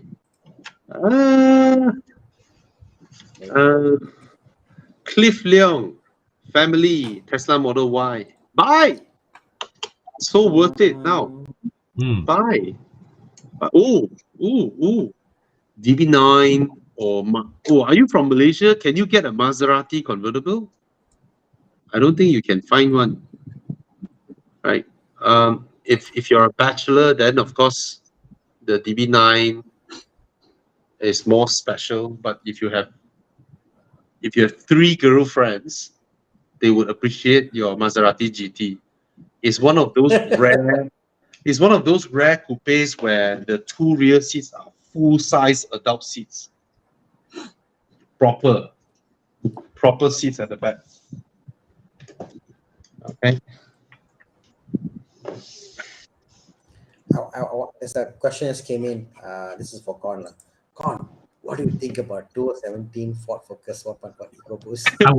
I would say it's a brave choice. I go get water. I would say it's a brave choice. I love the Focus, but it's a brave choice. But then again, this is the 1.5 EcoBoost, so you don't have DCT problems. You don't have DCT problems. I mean, it's like this. I mean, minus even the DCT problem, I don't mind taking on. To me, DCT or not, okay, 5-6K for gearbox, whatever, I can stick it on. But it's a car you buy. You must be a fan of Ford for what it stands for and how it drives to buy it, because it's not a cheap car to maintain. You know, but I love Fords. I love Fords. I got Fords. I love them, but yeah, go ahead. Yeah, wait. Okay, I just checked on Muda. 42K is cheap way. Yeah, the two Muda, one is 54K, one is 55K. Only thing about the Focus is that, right, when Ford brought it here, it's 2015. But it's the same spec lah. But if you must buy the Focus, the 1.5 EcoBoost is the better one, because you get a 6-speed torque converter auto. And one thing I will say about the Focus is that the ride and the handling, it's sublime, man. I prefer the 2-liter NA. The NA engine is nice, but you know, DCT happens. Oh yes. DCT happens. Oh yes. Kon. Exam time. What do you call this in English? Kundo. Kundura. Wintermelon. Oh, okay. This one is harder. This one is harder. This one Chinese, no. What do you call this in English? Wow. What is it called in English? Tortoise shell jelly. Shell jelly. Yeah. Oh, apparently it's really made of tortoise shell. No I lah. have no idea. What is it made of? Then let's read what Have you Qian has. had it before, Thana? Have you had it before? No, never. It What is that? it soothes your throat, you know, and if you have sore throat and all that. It's a very nice jelly, but Is it the one they sell in all this? Like if you go to all the malls, they have got this big urn and they sell. Yes. yep. Okay, What the It's hell, Ronald? I've seen it. it's I never had it. it's very nice, and yeah, Chinese herbal jelly. Yep, Hmm. it's Yes, actually okay. very nice. There's a little bitter taste to it. Hmm. Yep. It tastes really good, and it's good for your throat and all that. Since you're talking about cooling, question about Audi X hybrid. So, lots of power. I mean, the drive, the power. Very few cars, I think, come close to the X hybrid. Issues. Main issue is the inverter and the AC compressor. Inverter, you can't tell when it will go off, and that's more because of the cooling of the car. The cooling of the car is fine. New radiator. Do not buy aftermarket cheaper radiators. This is one car you must buy the original radiator, must buy the original fan. You know, a lot of my friends who have bought like aftermarket fans, and then they will fail. The car will have a problem, and the inverter, all that happens. So please buy. Wow, so cheap, really? My God, that's crazy, man.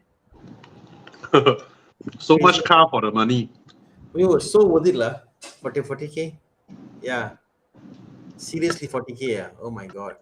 Buy one back. Yeah, Alfie, I don't mind, 60K it's a bit high. 40K Yeah. is just nice. Yeah, I don't mind buying one again. Yeah, it's a great car, you know. But I think a few weeks ago we debated about this and we came to the conclusion that when you're looking at the A6, right, you're actually better off with the 3-liter because the price gap now is very small. No, not I mean, if it's 40K, no lah. 40K, then there may be one or two at 60K. But, Yep. So then I say no, like. But earlier it was like 50K, 50 plus. I say no, don't go for that. But there's always only one or two 3.0 for sale at any point in time in Malaysia. So Okay. not easy to come by. You can check out and see this with the see 70K. See went up already. Yeah, once in a while you have a weird fella selling 50K lah, but this is not. Yep. Hopefully we answered the question. BMW question again about a 535 or 335. Woo, I love the engine. Oh, go for the 35i, man. As Bobby says, if you're going to pay the Rotex, enjoy the power. But 335i F30s are quite rare. Not many around. 335i's are N54, right? No, only if E90. F30 is 35 is N55. Okay. Why Okay. you say rare? There are. Not many. God, but not many. It's they Yeah. are It's very about it's. I mean, very there's one much for better sale. than not really. There's one Evo Club member selling for 80,000 ringgit. Oh. What? F30 or Good E90? price lah. E90. I would go for the 535i. Yeah. There is one for sale in my neighborhood if you're interested. You can find. Yeah. Really? 535i. Maintenance is not high. No. Very, very reliable engine and drivetrain and everything. And chassis also. Yeah, it's not high maintenance. I basically have the same thing, you know, my 6 Series, and it's so low maintenance. Yeah, it's the Camry of my family. It's the fallback car when other cars are in the workshop. It's the car that starts every time. It works all the time. You know, ever since my Audi did the air suspension thing, and then it just goes in and out, in and out, in and out, in and out.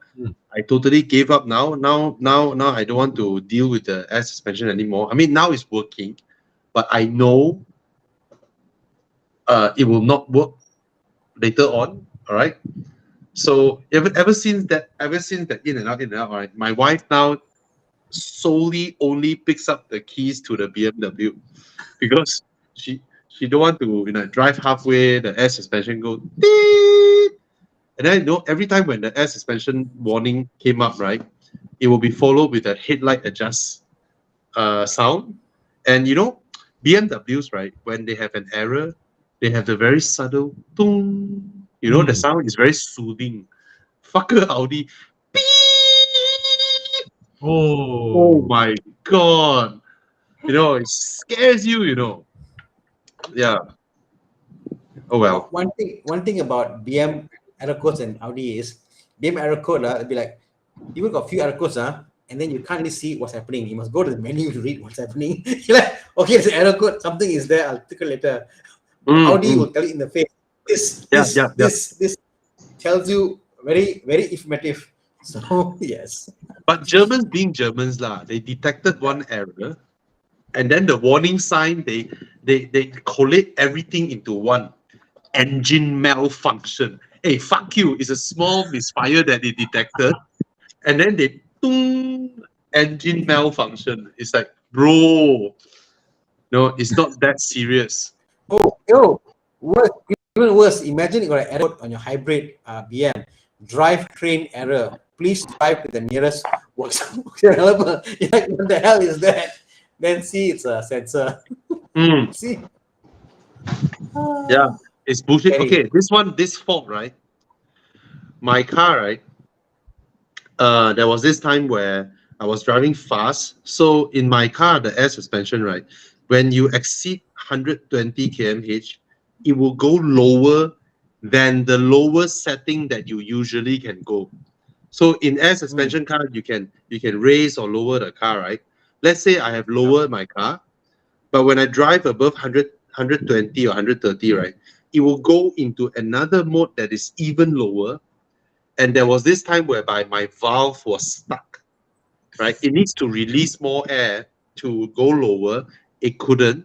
And then it flashed up this sign, air suspension system fault, with an exclamation mark there.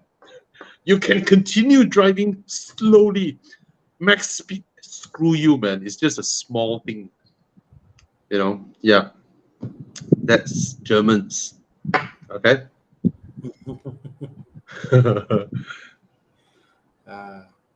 Catching up on my gossip.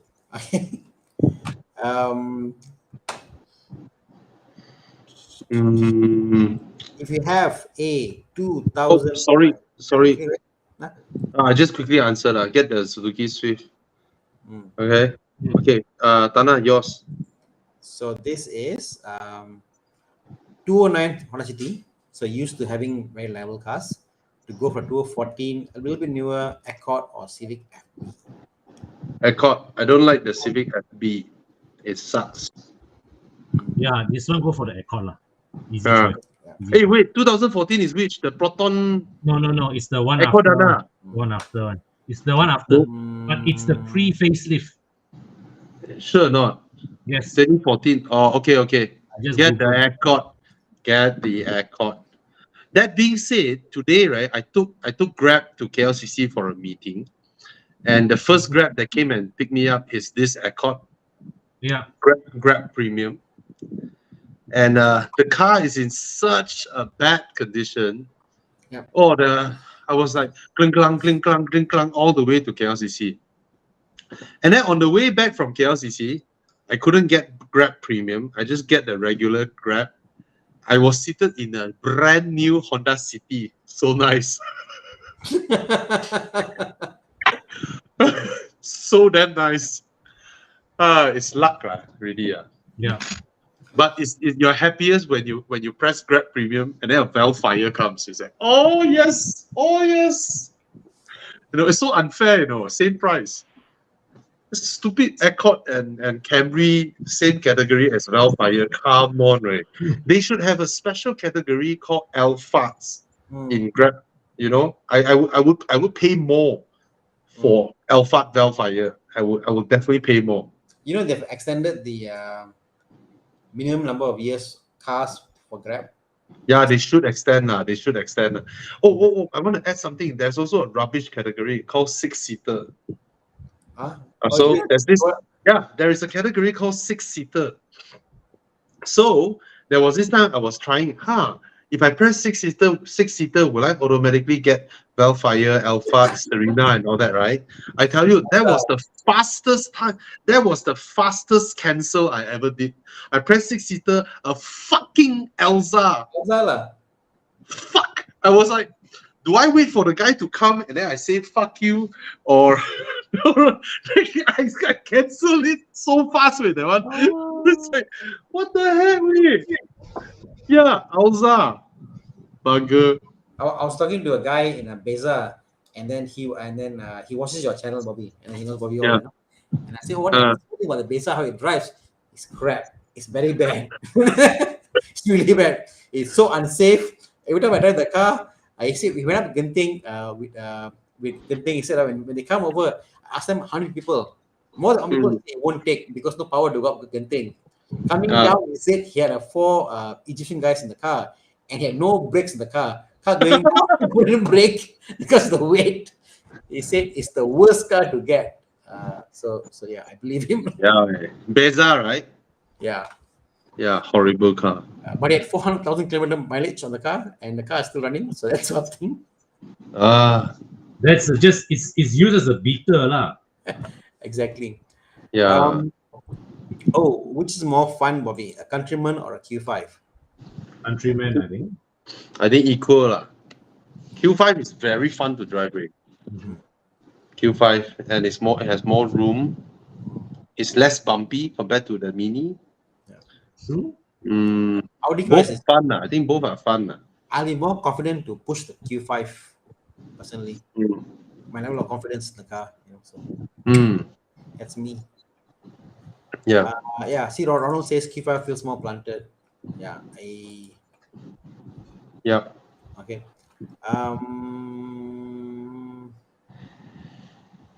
TT 2015 by, from Qing Xiang. By,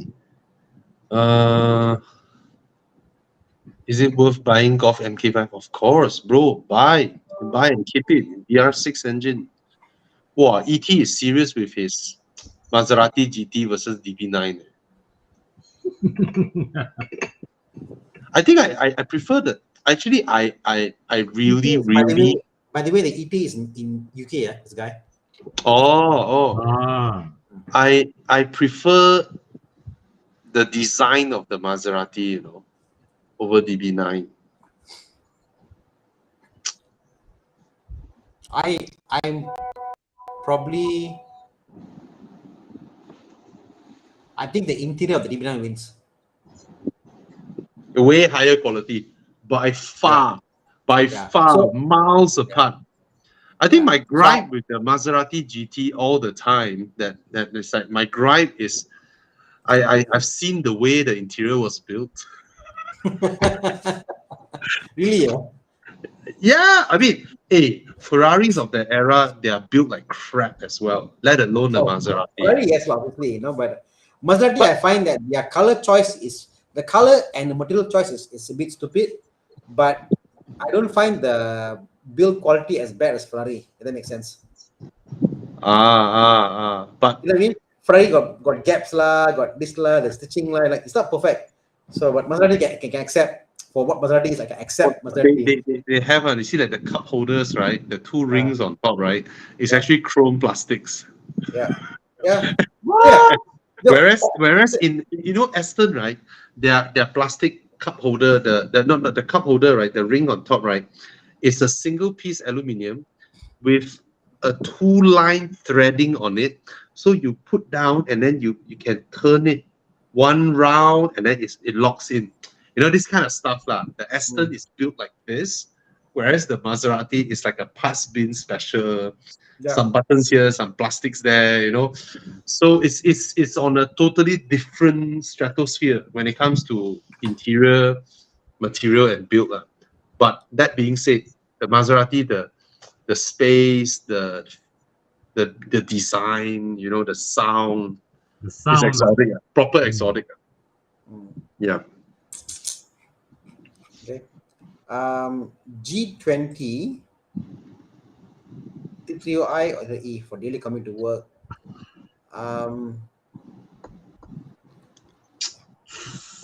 One will be almost free lah. If you charge, you can go the 50-75 kms on this electric drive train. It does make it interesting, I know. If you go for the 330i, go for the newer ones with the adaptive suspension. Yeah.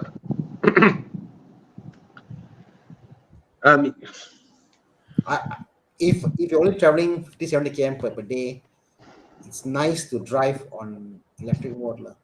Yeah. Every day quite quiet, you go work, come back. Chiang, what's the electric range of the 330e? Is it as long as the X5 and all that in the new 330e? I think it's 50 plus 50. Around 60. Ooh, not bad. Not bad. Not bad, whoa. Yeah. You're assuming real world lah. Real world is a fraction of that, maybe 40, 50 plus. Yeah, 40, 50 plus. It was 30 odd on the T3 on the F30 versus about 50 odd on the G20. 30 odd is your experience or on paper? My experience. Yeah. Hey, the new Volvos 90 km range. Exactly. Wow. 90 way, their EV range. Yeah, 30 odd.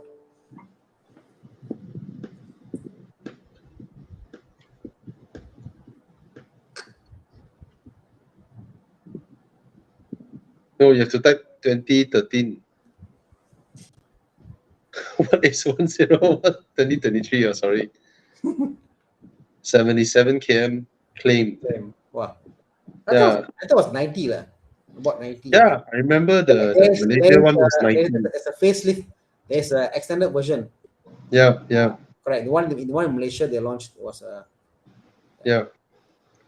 Some sites just do a meta and they take things like they don't do a research. So don't believe everything you see on internet. Okay. Yeah. Civic hybrid versus a Camry for handling and comfort. Are you talking about the current Civic hybrid? I assume so. Like, can you get a Mazda 6? Solve problem. Right? You get the comfort, you get the handling. Yeah. Okay. I think it's nicer to drive than the Civic, the Mazda 6. All right. Oh, beautiful car. Okay, ET has decided with the Maserati. Okay, last question. Let's entertain him. Oh, hey. Sorry. What did I click? Hey, what did I click? What did you click?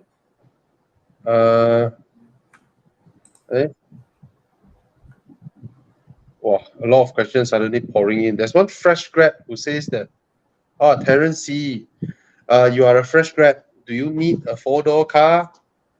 You don't. Right? Get something fun. Get something that nice. So you're buying new car, I guess, CX-30, Corolla Cross. For your budget, 130K, you can get a MX-5. Get an MX-5. Okay? And since you're a fresh grad, probably the family is supporting you for your car, then justify this to them. Not that you want a sports car or whatnot, but you just want it to retain its value better. 5 years, 8 years down the road. Yeah. And tell your parents that a HRV or a CX-30 or a Corolla Cross, 8 to 9 years down the road, they're going to depreciate to nothing, like 20, 30K, right? Whereas your MX-5 will still be worth 100K, right? And so justify it to them, but don't die lah. You're a fresh grad, you drive sports car, please don't die, okay? And the MX-5 surrounds you with better friends. Oh yeah, when you buy an MX-5, you get to go out with MX-5 people, convertible people, people like us, and then you join us for drives, and then suddenly you realize that you being a fresh grad, you have a few friends in your phone who are datos, who are, you know, multi millionaires, and then you expand your circle of friends suddenly to people who are much older than you, and you gain a lot more wisdom. Suddenly, after a few months, you will realize your friends are all idiots, and you stop going out with them. So you stop doing stupid shit with them. So that's generally how we see the young. You see now, Chi Yang, right? He felt all his friends all damn dumb one. You know lah. Don't Jiang fans watching on it. Joking. Yeah. So, all right. What else? Thana very tired already. Or should we go to you? I'm looking at it. Okay, something F1 now. So something to announce to people before we go into where's my car and all that stuff, right? We're gonna have a big gathering. We'll release the details later, but we're gonna have a big gathering, a night gathering, at a very big parking space, 9th of September. Lock in your calendars. 9th of September at night. All right. We're gonna tell you all the details later. So night gathering is nice. That it's cooling. It's not so hot. There are F&Bs. There are drinks. There are food. There's Starbucks there, and we can park so many cars. And yeah. We work with developers, but this round, don't worry, no properties. You don't need to visit properties and all that. We none of that. All right. We got a space, 9th of September, for a big gathering, and hopefully August we have one, and then we have the dates for Evo Enduro. All right. It will be on the 8th of December to the 18th of December. Okay. Evo Enduro. And the 17th of December is Das Treffen Bangkok. So we're gonna visit Das Treffen as well. Once we've done our journey, we will head to Das Treffen, and then before we get home. All right. So that will be Evo Enduro. Hopefully, I have more things to tell people, but Das Treffen is like the greatest Porsche gathering in possibly all of Southeast Asia. All right. The Thais, yeah, I need to learn my Thai. Okay, so Evo Enduro dates are out. So Chi Yang has locked it in, and Chi Yang is the taiko of Evo Enduro. So ask him. All right. Yeah, he's the Evo Enduro guy. So now you all know how much power that Chi Yang wields in. Okay. So, Boss Chi Yang, are we going into Dude, Where's My Car? Yes. okay, thank you, Jia. All right. Sorry, Thana. Sorry, dragging. Why? Defender, buy. X3, X4, buy. X4, buy. Buy the X4, buy. 290K, you can buy Macan also. Okay, come. Okay. Yeah, Dude, where's my car? Guys, prepare your phones. Scan the code. Scan the code. I will join too. Obviously, that's the code. Yeah. Scan the code. Oh, my phone. Why is it not scanning? Okay. Yeah, I noticed all this scanning QR code thing. iPhone is so much faster. Not fair. Yeah. I find the QR code scanning, if you don't use a good Android phone, it doesn't work. Install another app and see like so. Yeah. Not all phones are the same. We got 30 people who have joined us, 32 people who have joined us on the Dude West session. So please join us. We got about 300 people live tuning in with us from various sources.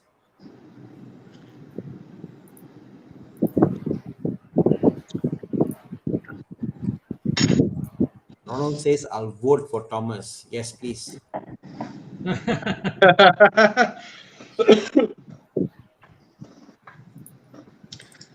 I saw that question from KCH Rider.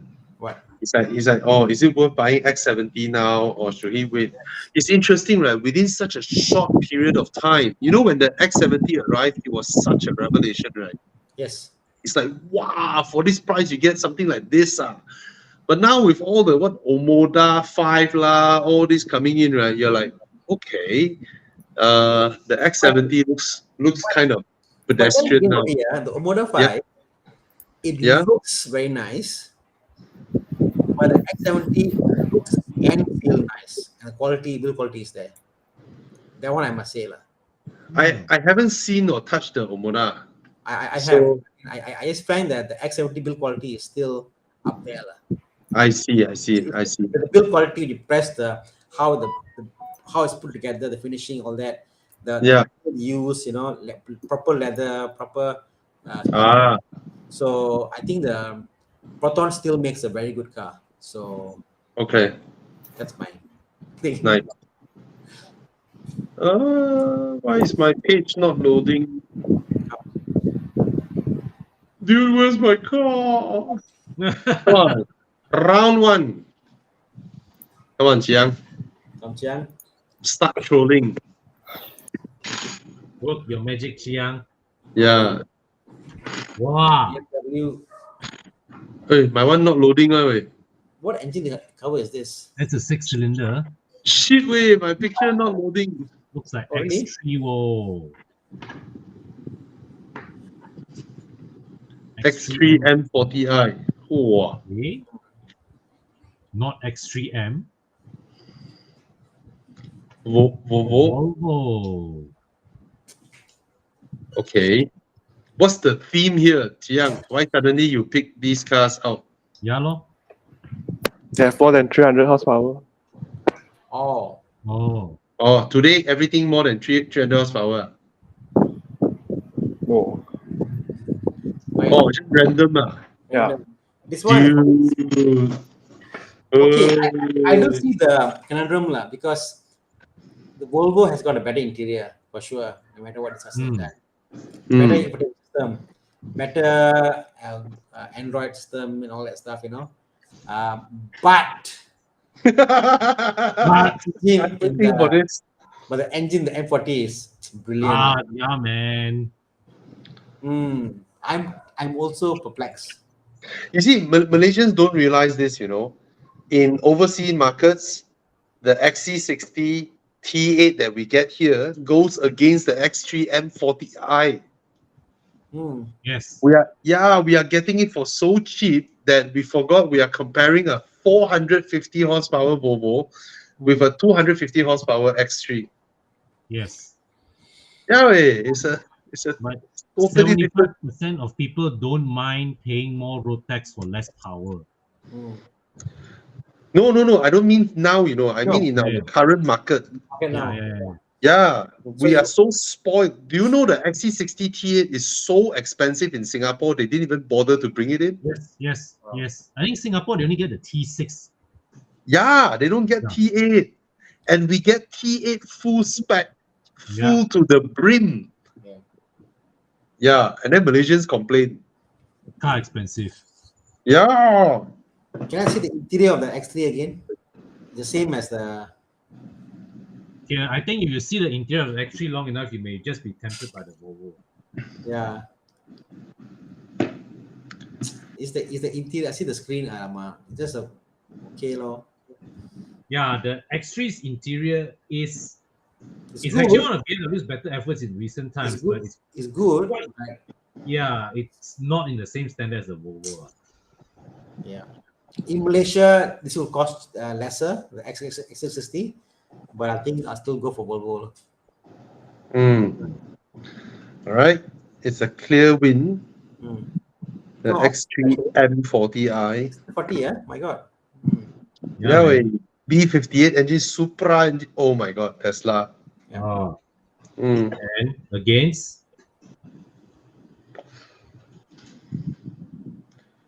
Model 3 rear-wheel drive long wheelbase against Ioniq 6. Wow. Price point lah. You know, I like the rear of the Ioniq. I find the front too pedestrian. Mm. You know what's my problem? Here, Yeah. neither cars are particularly appealing for me. Well, that's the game. You have to pick one. Yeah. Wow. Whoa! I never thought that. I picked also for the Ioniq. Yeah. I never would have guessed. Yeah, man. The Model 3 is like the lowest range Tesla. Like, yeah, exactly. See, need sexy buttons. Well, interior build, there's no challenge. Yeah. Hyundai's Korean cars are built better than Japanese these days. Yes. Yes. Easily, Yeah. lah. Easily. Mm. Easily. And Hyundai's designer, they can go from A to Z, totally different designs. Their design studios are crazy. Yep. They are like the Italians in the 50s and 60s, you know. Crazy designs. All the world's crazy designs now came out from Korea. Like, if you had shown me a Hyundai that hasn't been launched yet, Mm. just a year before it's launched, I'll look Yeah. at it and say, oh, this one is a prototype car, never to be launched. Like, Yeah. that's how it looks like. When you see, like, wow, this car actually is a car. Even In real life, the Sonata way. You look Yeah. at the Sonata Yeah. or the Elantra. it's not meant to be on the road. It's not meant to be on the road, honestly. I tell you, and you know what? All of these crazy creations from Hyundai and Kia, right? They don't sell well. Yeah. One day, this circus will end. You know. Mm. I mean, you can't keep on selling cars like that, making all kinds of crazy shit, different designs. Oh, the original concept was amazing. Yeah, the original Hyundai. I forgot what's the name. All right, we have our results is 70 versus 30%. Crazy. The Ioniq wins. Never thought. Okay. Round 3.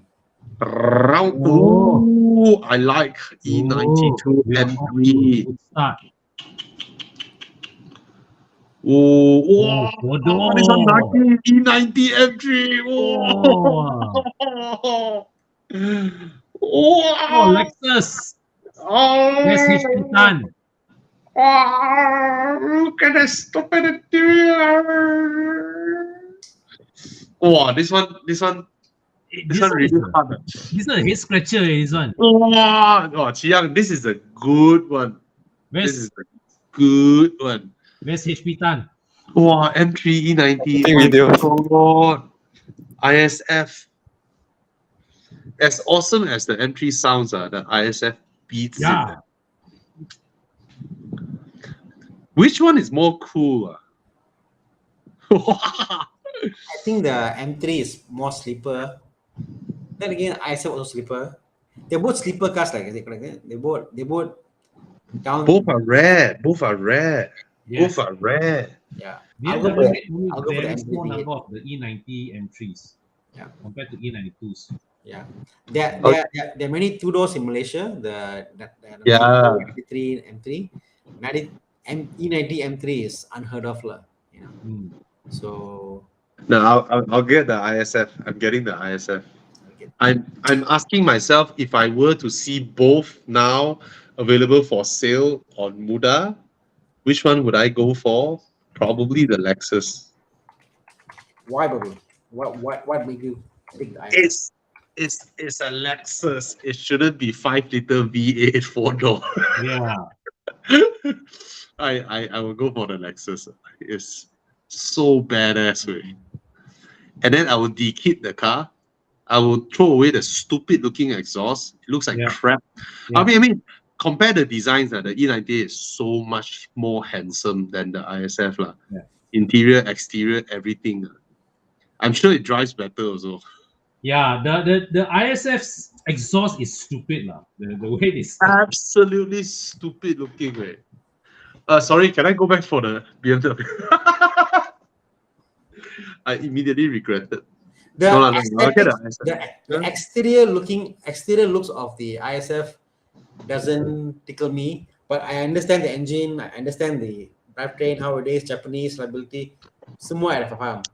But The emotion, interior also looks like crap. This the generation emotion, IS the emotion, the M3, the shifter Yeah. knob, the looks of the M3. Yeah, the way BMWs drive, Uh, especially look at the center console. My God, it looks like some Toyota Crown shit like there. all the space in the center is all you could do in the ISF. Yeah. Yeah, actually, Look at the M3 again. Lexus don't do well with space management. Yeah, look at M3 interior, please. Oh my God, look at the front. Oh my God, look at that. Oh That's my small. God. Wait, put it back. The bulge, the small Oh, bulge yo. is what you need. Imagine you have a car. Proper design. Yeah, a sleeper Proper car, design. and in the front there is a small bulge. You can see that small bulge. Yeah, that's a V8. Ah. You say, oh, I'm a V8. Wow. Tana, I Yeah. love the E90 generation without iDrive. Oh yeah, The interior without iDrive is beautiful. yeah. Beautiful. I got one the previous lift, just simple. Yeah. The day I So saw damn one- good looking.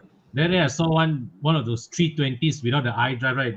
Then the owner stacked the aftermarket Android screen on top. They cut.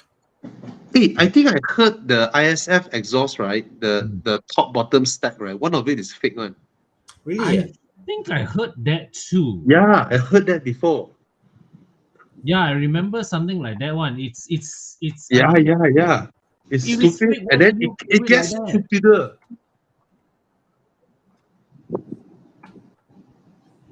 Yeah, the quad tips aren't fake. They're functional. Oh, Apparently. or maybe it's another car. Oh, both are functional. The no longer connect. Someone says because why? Each of the bumper cover tips are exactly where the exhaust leaves the car. The small Bro. tips. Bro. Or it's fake lah.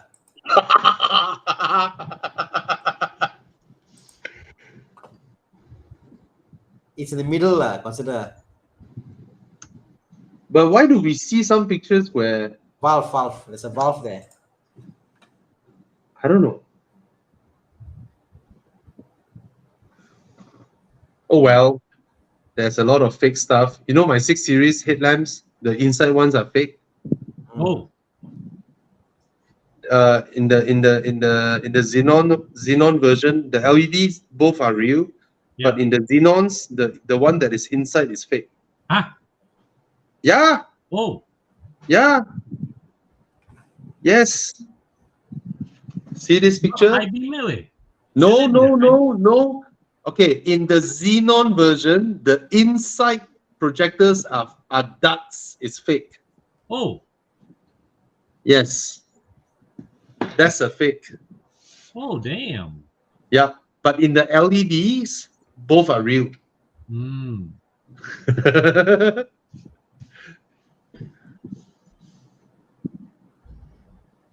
Okay, let's see the results. Wow.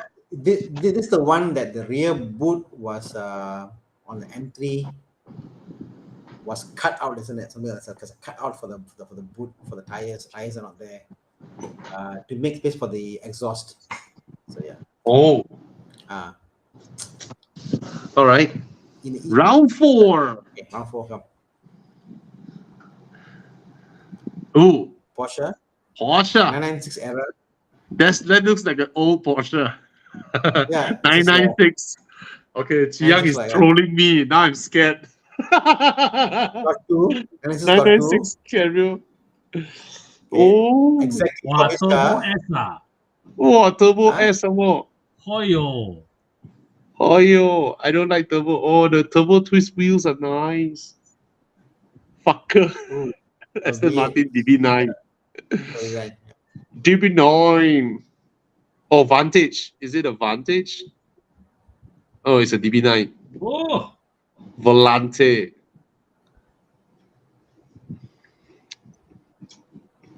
Actually, come to think of it, Tana, even the build is of a totally different class, both cars. Yeah. Right. I can't even look at Porsche in the same league as Aston Martin. Sorry to say. It's not. It's not. Aston is in the league of Bentleys and Rolls Royce. Yeah. Yes, correct. Yeah. I mean, especially our generation. Our generation is the worst possible interior generation, build quality wise and all that. Like, You see, the only reason people are comparing the both is because of the Porsche's resale value kind of holding well. Yeah. But the Aston. But I have to say, right, this Turbo S body don't go well with the convertible top. That when it doesn't go well. I mean, I don't think I like any 911s as a convertible. It's functional and it's usable, but yeah, I'm so old school. For me, it's a coupe. So which one would you go for? DB9. I should ask Chiang. Chiang, which one would you go for? Aston.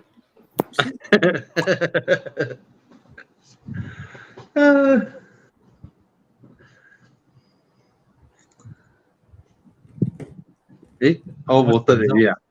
Everyone voted already. So landslide. See, landslide. Landslide.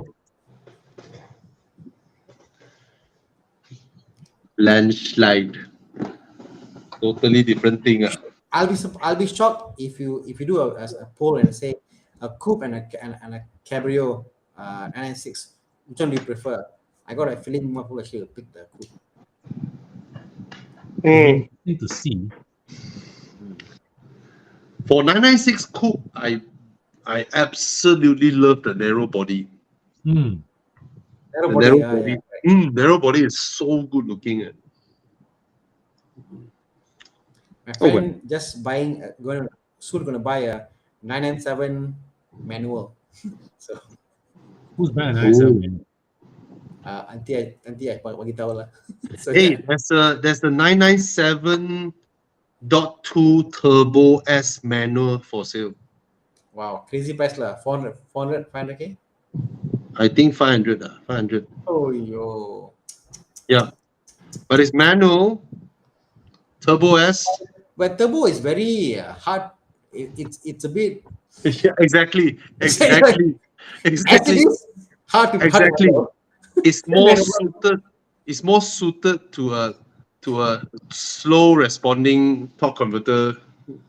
Yes. Gearbox. Tiptronic. Yeah. Yeah. It's more suited to Tiptronic. Yeah. But still, it's a manual. It's a cool factor lah. Yeah.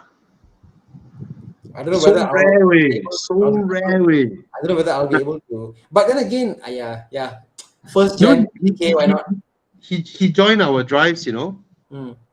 Yeah, he has a lot of cars. He also got a GDC 4 Lusso. Oh, I like the interior. Oh yes, it's beautiful. This car is beautiful, bro. Hey, look at the interior again. So nicely. White. Look at the white inserts. Ricardo's. It's absolutely beautiful. Seats are changed, isn't it? No, Ricardo's. It's beautiful. Yeah. I like the way he did it. The center tunnel, he made it white to a cream to match the seats. Yeah. Oh, tartan seats. Nice, oh nice. I like the seats. Yeah. It's superb value, this car. Justin made a comment. Only 280 997 turbo manuals ever made. Wow. Right. So guys, anyone who fancies splurging 500,000, I think it's better spent on a 997 3.6 turbo than some, I don't know, 993 964 stuff lah. Huh? It's brilliant. 3.6, will that make it a 0.1? Oh, is it a 0.1? I don't know. Probably. 3.6. Oh well. Okay. Is it the end, Chiang? It is the end. Do you want to answer everybody why it's the end? Hey, Alex That's Wong all. is here. Alex, how are you, Alex? Mr. Epic himself. Alex, would you want to buy the 997 turbo manual? You know, or you just register. Come on lah, register your car lah. Register your car and join us for drives. Yeah. Poor Alex. No more Porsches. What? For the time being. Wow. Yeah. No, he bought a damn nice 992 Cabrio. Oh. He's considering whether to register it. Yeah. Beautiful, absolutely beautiful car. But he's a hardcore guy. Mhm. Alex, Enduro is 996 turbo manual. Love it. Yeah, Alex Wong. So Alex, Enduro this year, we will visit Das Treffen. All right. We will do 8th of December to 18th of December. So please lock the dates. 8th of December to 18th of December. And we will go Das Treffen as requested by you.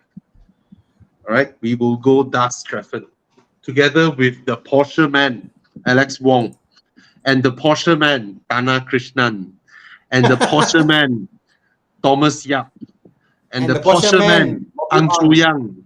Oh yeah, Bobby, Bobby, and who else? Porsche man, in our group. a lot. Yeah, Chu Yang. Yeah. So Every PM guy, after a while, they get a Porsche. I see. Everyone, notice that. So there you go. Epic trip he did with the bicycle. Yeah, cross we Borneo. cycle from Kuching to KK. Aiyo. Crazy guy. And yeah, that's Alex Wong. All right, guys, go follow Alex Wong's Facebook for his amazing journeys and find out more about this crazy guy. You know, all right, he's just a mad guy. He has rode his bike solo to Europe.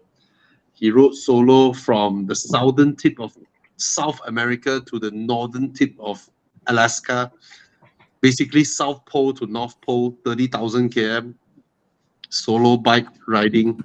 He's a crazy adventurer. He's our crazy colleague and a crazy fun guy to be around with. All right. So, yeah. Xiao. Okay. He's also the founder of the Blowpipe Run in Sabah, Sarawak. Okay. And he's also the guy who runs the restaurant Feast and Furious, where he hangs an actual F1 car on the wall. So, yeah, that's Alex Wong. Okay, guys. Thank you so much for joining us. It's time to say goodnight, I guess. Join us next week. If you have any car buying questions, share the session to more friends so that people who want to buy cars know about us, that we can help them. Okay? And of course, if you want to wash your car, you want someone to take care of your car, Kon's the man. Right? And if you want somebody to swap your Porsche from auto to manual, you want to fit a F10 5 Series interior into a E60, look for Thana. Can be done. If you want to learn how to get rich, look for Thomas, who is not with us today. Thana. Yes. Thana, please help me find out or fit a V10 into my 6 Series. Anna, that would be a project that truly elevates Plus performance to the next level. I want a You'll be 2.5 V10 engine into my BMW. Anna, Please be the first one to do it in the world. Oh, Anna hang already. He hear this, he hang. Anna is like, oh, this is so good, I hang. Yeah. All right, guys. Good night. Thank you Good night, very much guys. for joining us. Yeah. Bye-bye. Bye-bye. Thank you, Chiang. Thank you, Kon. Thanks, Thank you, Tia. Thana.